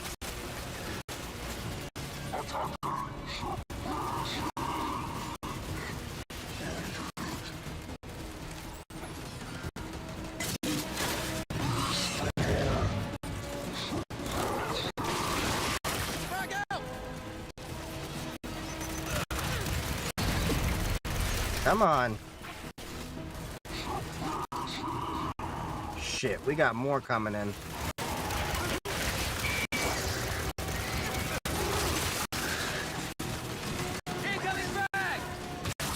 down, stay down, stay down. You're down. God damn it. Fuck. I'll learn eventually, but for me, mainly, it's for fun. Well, you should honestly focus on, building up to get into cybersecurity, because everyone focuses just going straight into cybersecurity, but doesn't understand. It takes time, and you're not very likely to just go straight into cyber. You're going to probably need 2 to 3 years. I mean, if you want to get into cybersecurity with programming, application security is a huge thing that a lot of people need. Learn how to create secure CI/CD pipelines, infrastructure, with Terraform, or they also have OpenTofu. Then you also have, learning to Dockerize things, putting in Kubernetes, all of that. But then you have the AWS Azure, infrastructure you need to set up. God damn it. I'll be right there.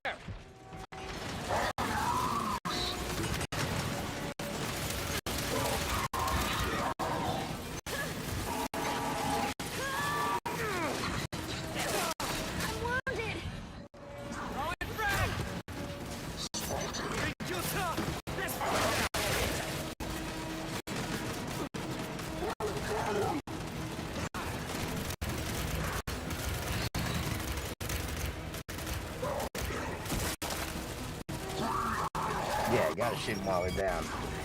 Alright, so.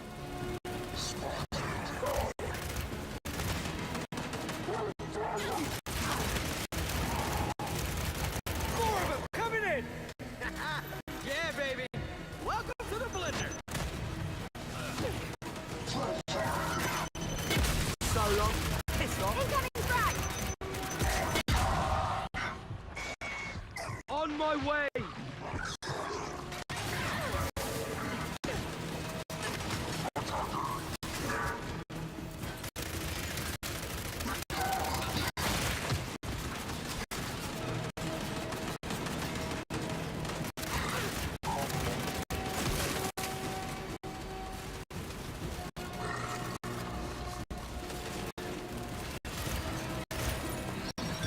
Fire in the hole.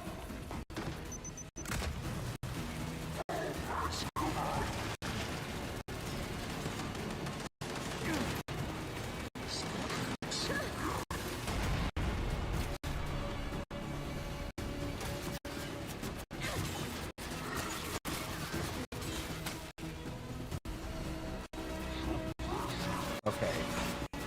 Yeah, okay.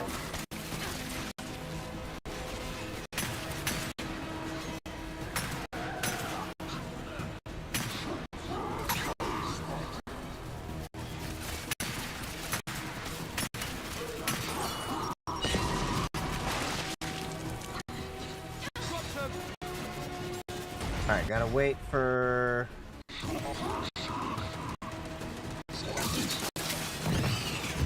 Target's down!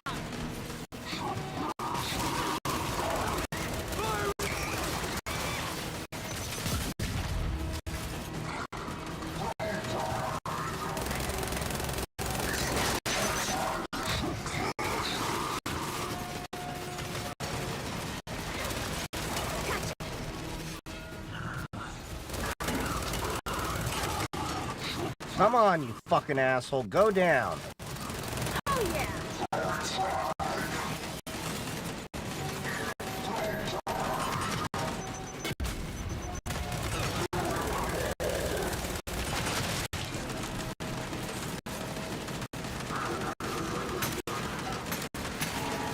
There we go. Clink, clink, clink.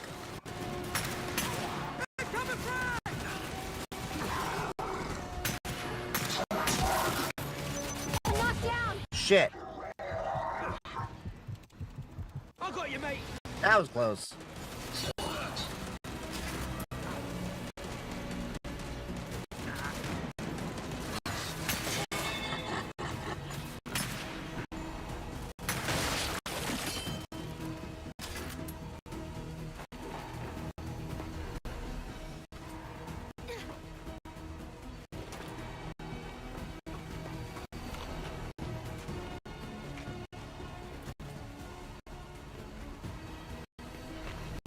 Okay, so where's the next dude coming from? Oh, dude. Snatcher! Oh shit! Take it out!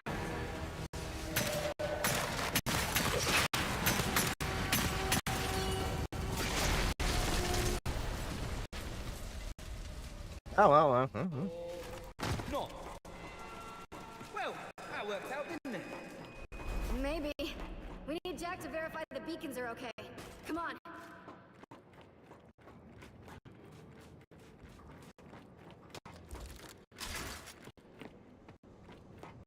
Yeah, so we got an overkill over there. I thought I was gonna need to do embedded IoT programming, but then I saw how much more you get for software dev, and I think I need to pivot. Yeah, there's a lot of different things, but also doesn't matter just about how much you make, but how much you can grow and the longevity of the actual field. Actually, I don't even want to finish that sentence. This'll work.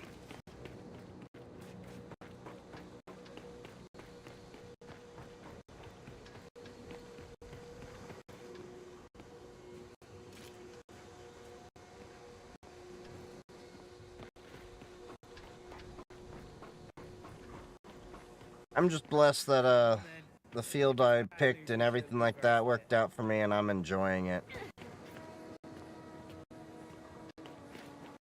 Almost some money is a huge motivating factor for me. Ooh.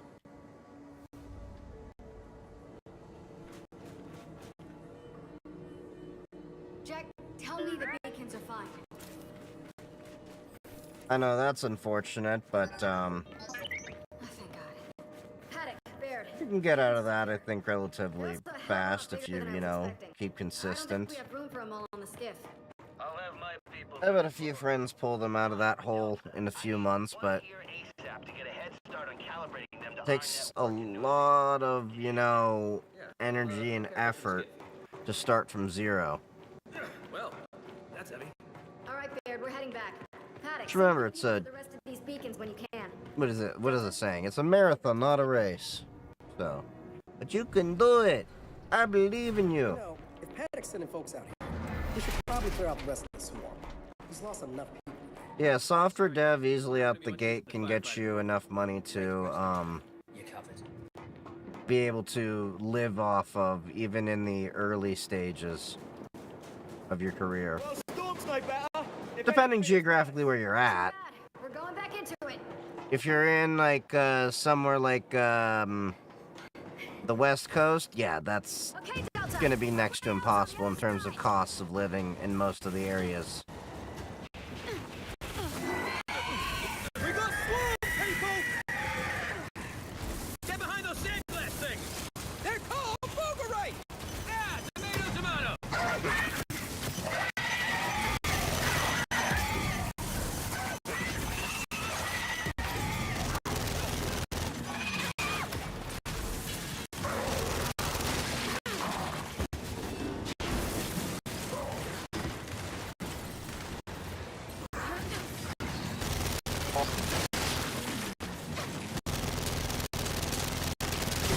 Stay down.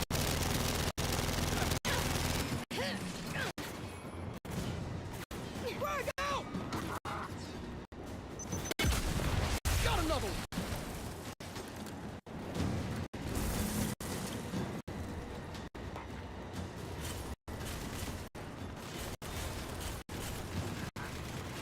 You gotta deal with those turrets!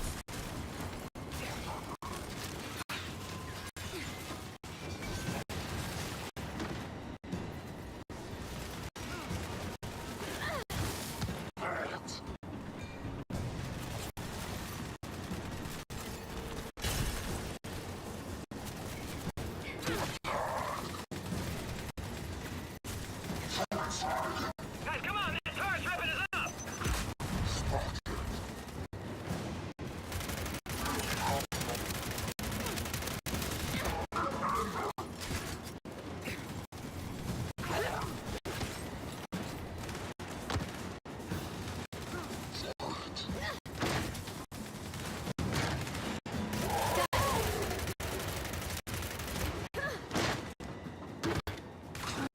Alright, we got behind the enemy line.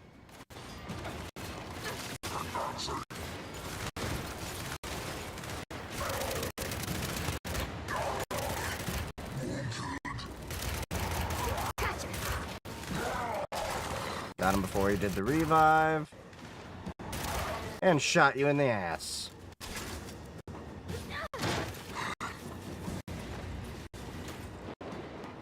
All clear. Now come on, let's get inside.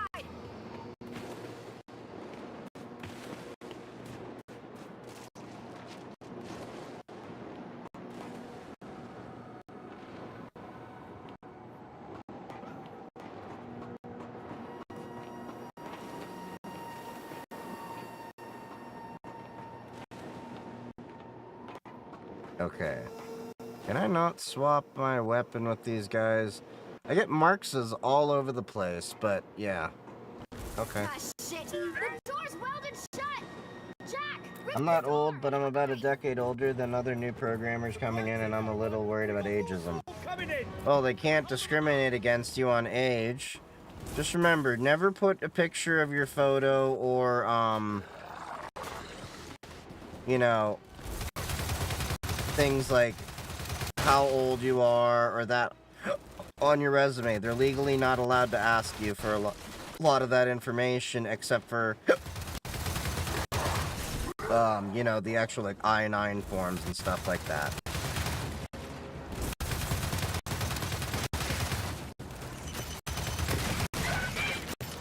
Most they can do is say, are you 18 years old, or whatever, you know, regulations require.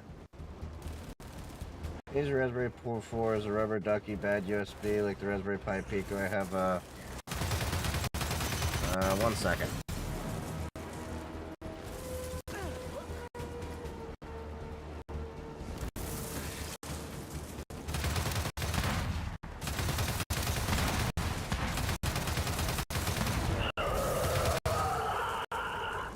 Shit, get Zion! Hey, they got bastards! Not for long. Take him out.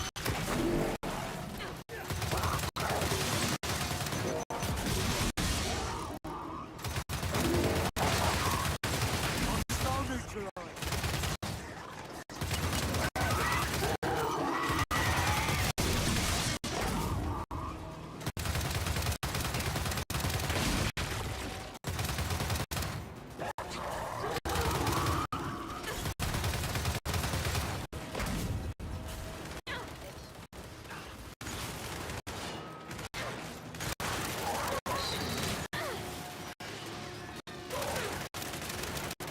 One less.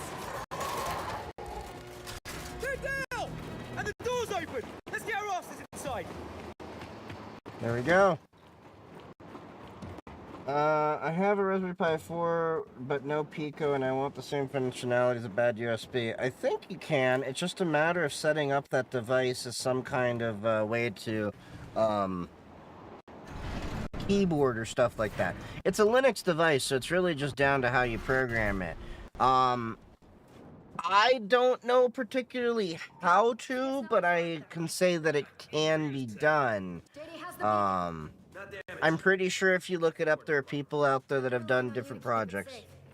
Today fucking sucks. Yes, it does, but why does your day suck? Hear that? Storm's dying down. Yeah, now that we're Ah, my foot fell asleep. on the skiff. My foot fell asleep.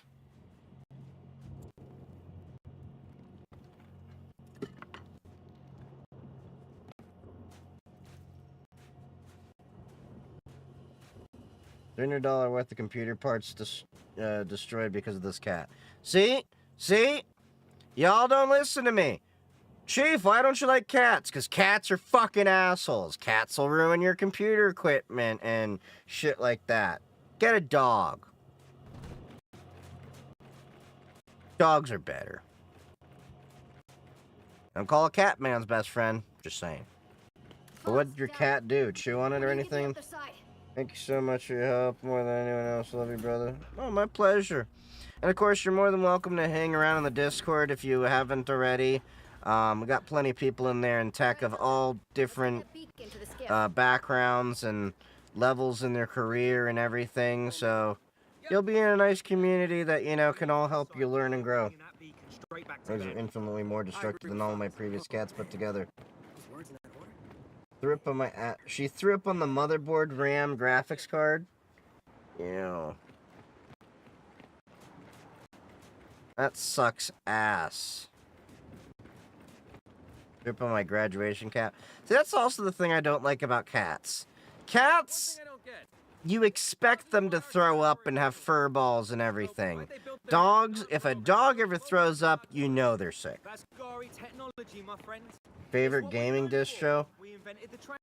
It's just Pop OS. I think people need to get off the whole idea of, like, gaming distros, because the reality is, you're gonna game just as well on any regular distro of Linux. It's just how things are customized. There's nothing... I'm really sick of when people keep marketing things to gamers, let's put it that way. Brilliant, really. It was the new motherboard too that wasn't in a oh. Yep. That cat is about to join a bunch of youth in Asia!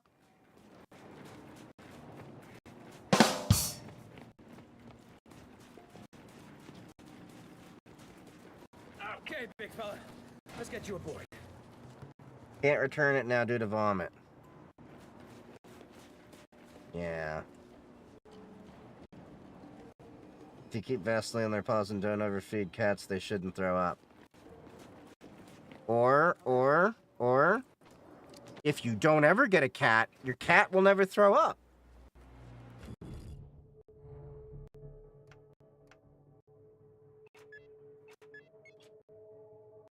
So are Paddock's nomads up to the task of hauling back the rest of those beacons?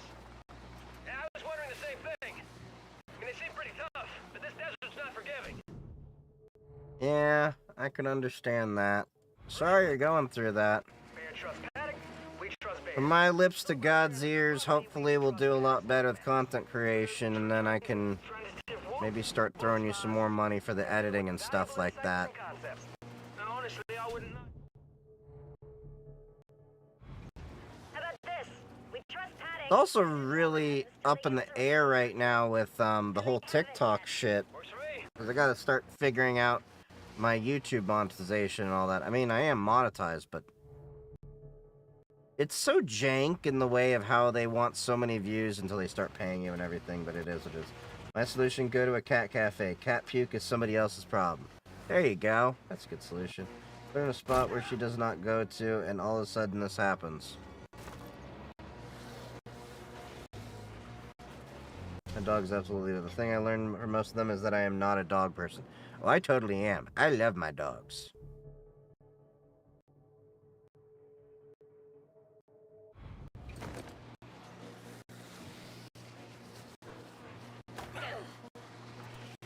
Which, speaking of, we're going to be doing just a little bit more of this level before I have to call it a night and let my dogs out.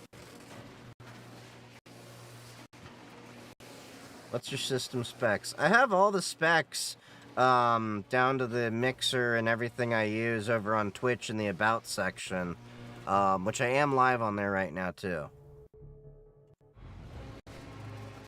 Because I have two different machines running this whole thing. I have one for the streaming and one for the gaming and the tinkering and... yeah.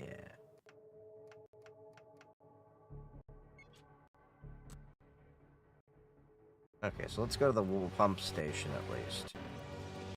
Where's that?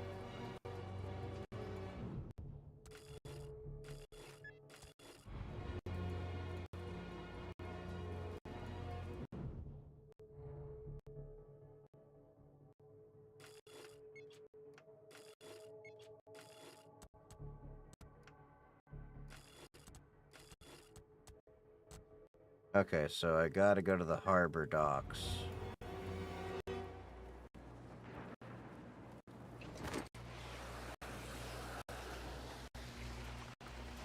But I won't be getting another one.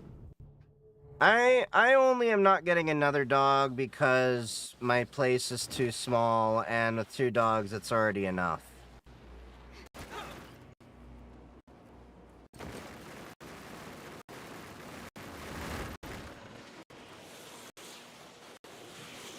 Okay, we're coming up on the old docks.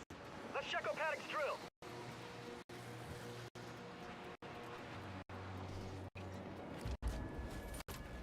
Okay, let's go see what kind of condition. Great. This place is crawling with swarm. Alright. Oh, and thank you for the gift over on TikTok. Clear the dock of enemies.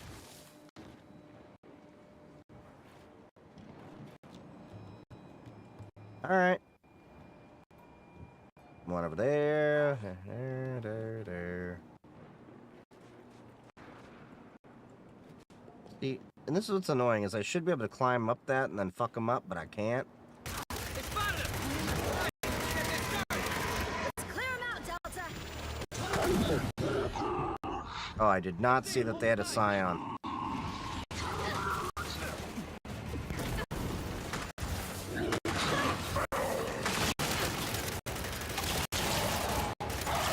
tell you what, after this, Adam's gonna owe us a favor.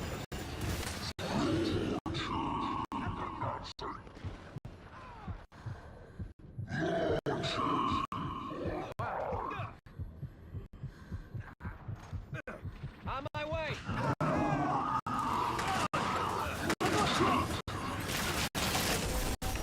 Shit!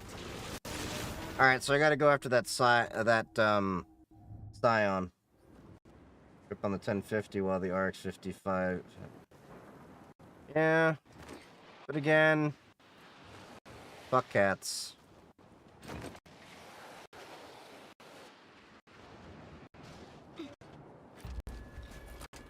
Okay, let's go see what kind of condition. Great. This place is crawling with swarm.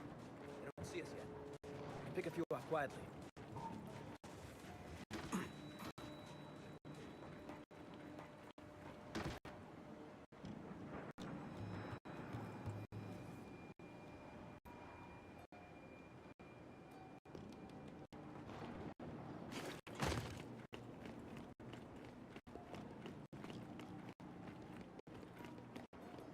Wish I had a real dog.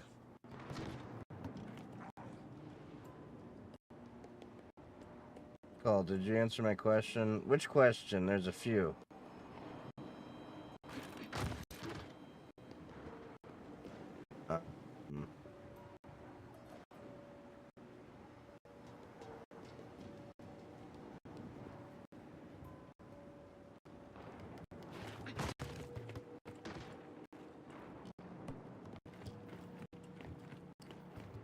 Oh, Steam for Linux and Windows.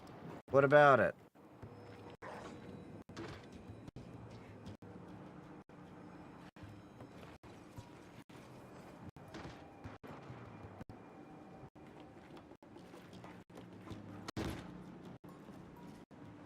They spotted him.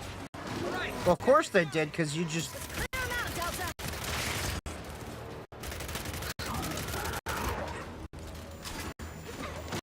I need help here! On my way. I'll tell you what, after this, Adam's gonna owe us a favor. Yeah, I see you. Hold on. Oh, yeah!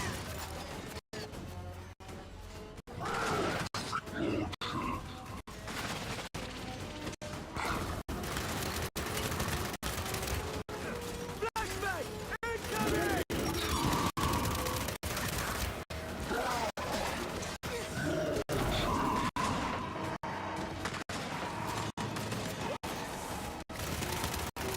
There we go. Got him. If you buy a Steam game on Windows, do you have it on Linux, or do you have to buy it again? I'm playing Windows games. Guys, I'm in trouble! You don't have to rebuy anything.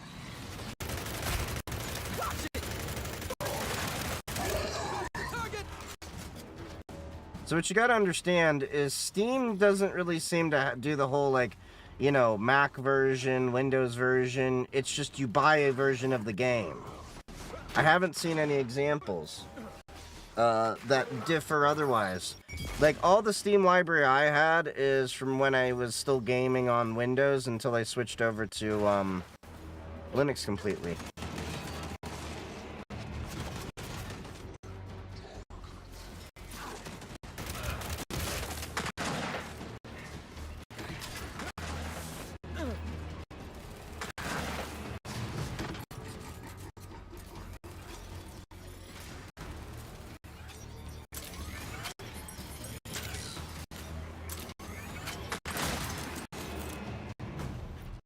right, Delta.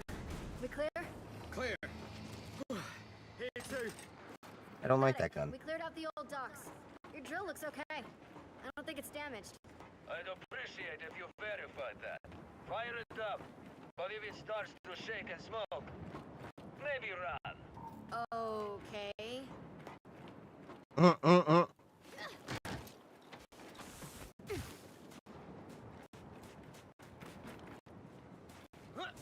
Swaggity, swaggity, give me the giggity. Alright, Jack. It's all you.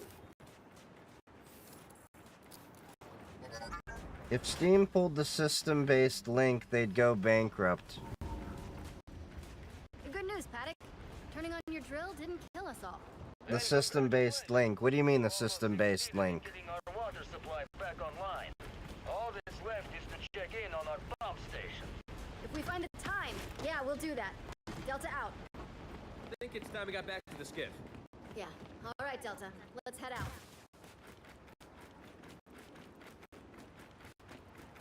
Ah, shit. Just realised. Got my sunscreen. Sunscreen. Bernie's. Ever fight with a sunburn? It's not pleasant. Not pleasant at all. I'll radio back to command. You think it arrange for an airdrop or something? You kid.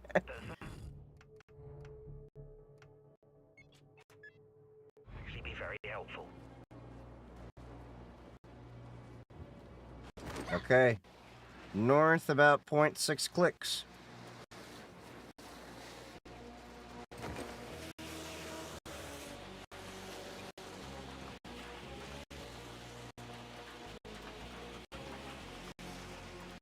Games for one particular platform. If you want Gears 5 and you're on Windows, but then you move to Linux, you have to buy a new copy type system. Oh, yeah. Yeah, the thing I like about Steam is that I can run these games on Windows, Mac, or Linux as long as the developer has a supported version. Or in the case of Linux, as long as Proton runs it.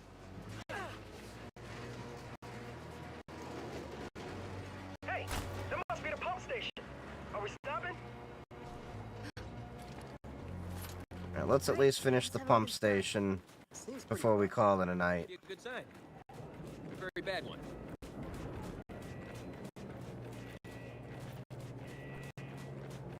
How long's that alarm been going off?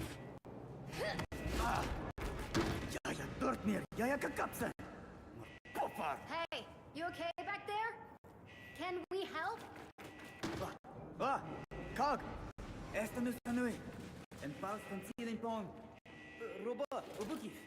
Po van Babin, Robot, Obukis. Wait, robot. I think he needs Jack's help. Ota. Robot Obukis. Robot Obukis. Robot Bookie?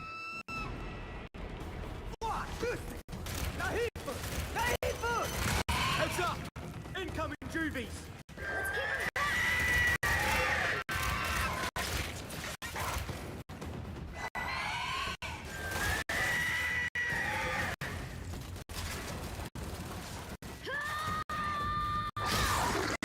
The mom! It's a Muxi! Shit, above us! Ugly little gits! Don't let him near the pumps!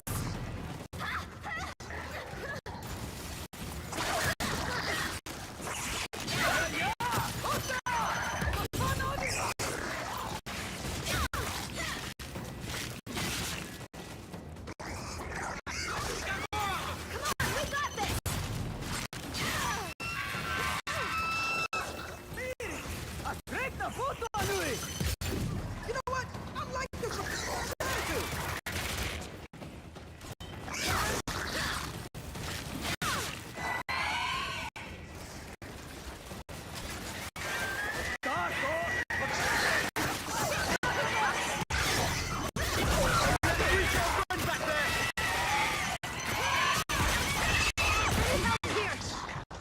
Shit, that was an explodey one. Yeah, I messed that one up.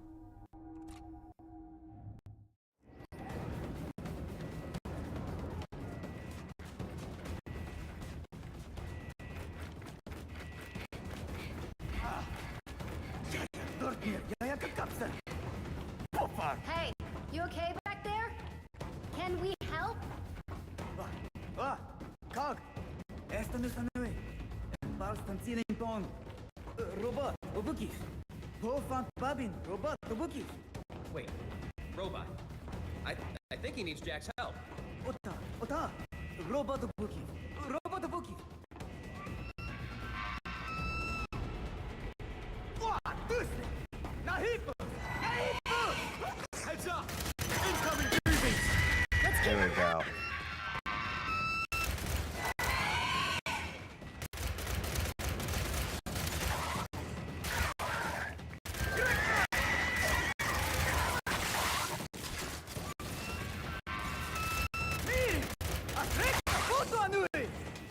See you later, Scolded. Have a good night. Yeah, I'm gonna be heading out soon too when I finish this level here. Don't let him near the pups!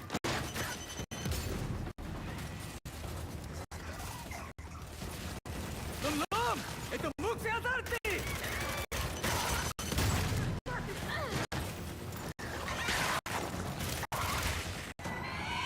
God damn it, we got more of them! Come on, we got this! Yeah! Osta! Obafana odisi! You know what? I'm like to prepare guys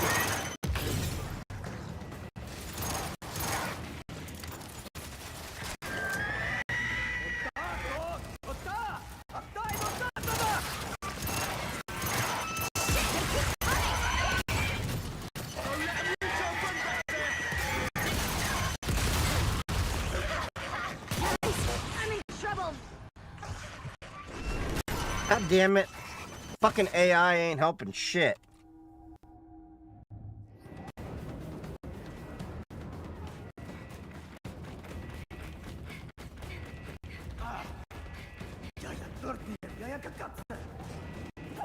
Hey, you okay back there? Can we help? Kag! Esta nu sanui. En pals tanzilin pon. Robot, obukif. Po fan babin, robot, obukif. Wait, robot. I think he needs Jack's help.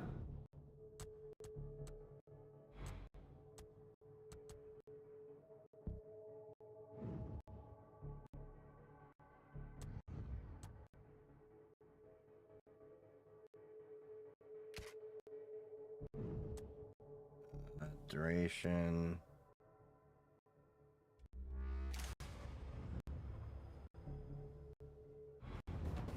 Ota! Robot obukif. Robot obukif.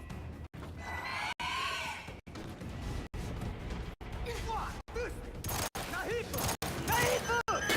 Heads up! Incoming juvies! Let's keep him back!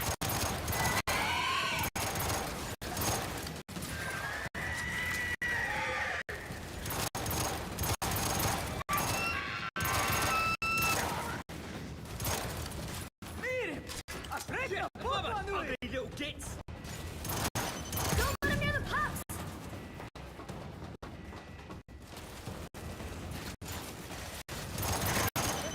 Lam!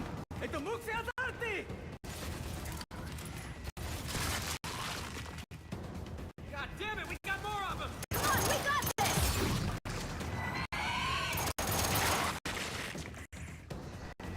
Dude just got ripped in half and then just like stood there.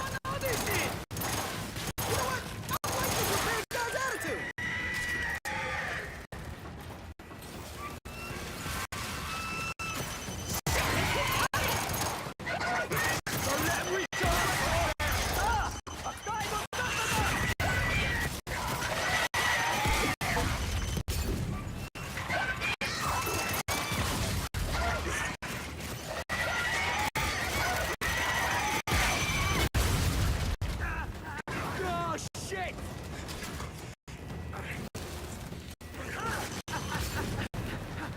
All right, I don't see any more.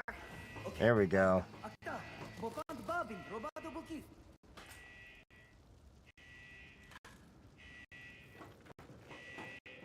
Jack, help the man out.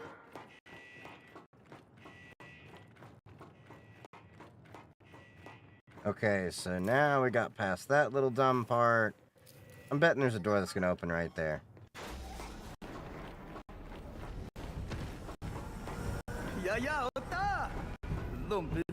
robot. Vot pesnakog. Komelina rodishi. Well, yeah, good. He sounds happy. Well, that should do it. Paddock's got his water supply back online. Well, look who it is. Nay, doshnog zolokso. I wish they'd translate this. I reckon she wants you to take that.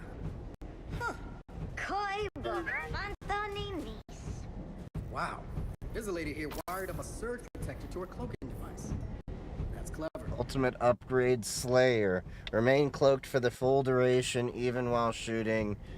Cool. That's actually going to come in handy.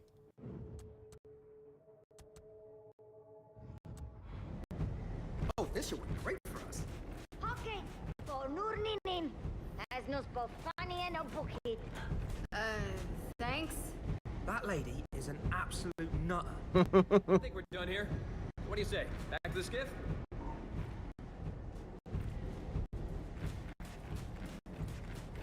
All right.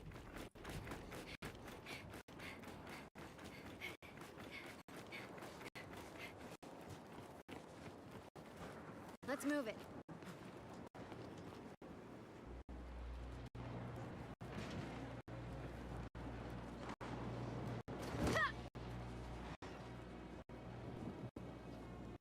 All right. Well, I think with that, I gotta let the dogs out. I do have work tomorrow. It's been great hanging out with all of you. I will be back to stream on Sunday night. We usually stream Sundays, Tuesdays, and Thursdays at 7:30 p.m. Eastern Standard Time. And of course, don't forget Saturday nights, we usually have movie night over in the Discord. And this week we will be playing Blazing Saddles. Last week we had the Frisco Kid. That's what we were playing last week. So yeah, every week we generally do a movie night over the Discord. Of course, the Discord is a great place for all of you to hang out with a bunch of tech hobbyists, professionals, enthusiasts that are in cybersecurity, coding, all sorts of things. It's a nice little community that we've managed to build together. And of course, make sure, if you haven't already, to follow me on TikTok, although hopefully it'll still be around in 2 weeks. Make sure to follow me on TikTok, Mastodon, Blue Sky. I am on Threads, but the way they've been doing their moderation things, we talked about a little earlier, don't know if I want to stay on there, but I'm also on YouTube. I make YouTube content. I'm trying to make 1 to 2 videos per week. I hit that very often, but as you know, life gets busy, so make sure to follow me on there, and of course, you can always check the links in bio for all the different products I recommend, as well as all the different platforms that I'm on. I'm also planning on, hopefully, this is a man plans, God laughs in terms of the time, working on getting more into writing blogs on my blog over there at chiefgeek3d.com. I haven't written in a couple of years, but I think it's about time for me to put a lot of my writings, not just in microblog form, but an overall longer form, journal for all of you to, see my different thoughts, perspectives, and different things. And of course, like I said, Blue Sky, Mastodon, Threads, Twitch, YouTube, TikTok. We're on all those platforms. I may possibly come back to Instagram. I'm debating that right now, but I love all of you. Happy hacking. Stick around for the raid if you're over on Twitch, and I will see you on Saturday night for movie night or Sunday for the next stream. Stay safe out there. Stick around for the raid.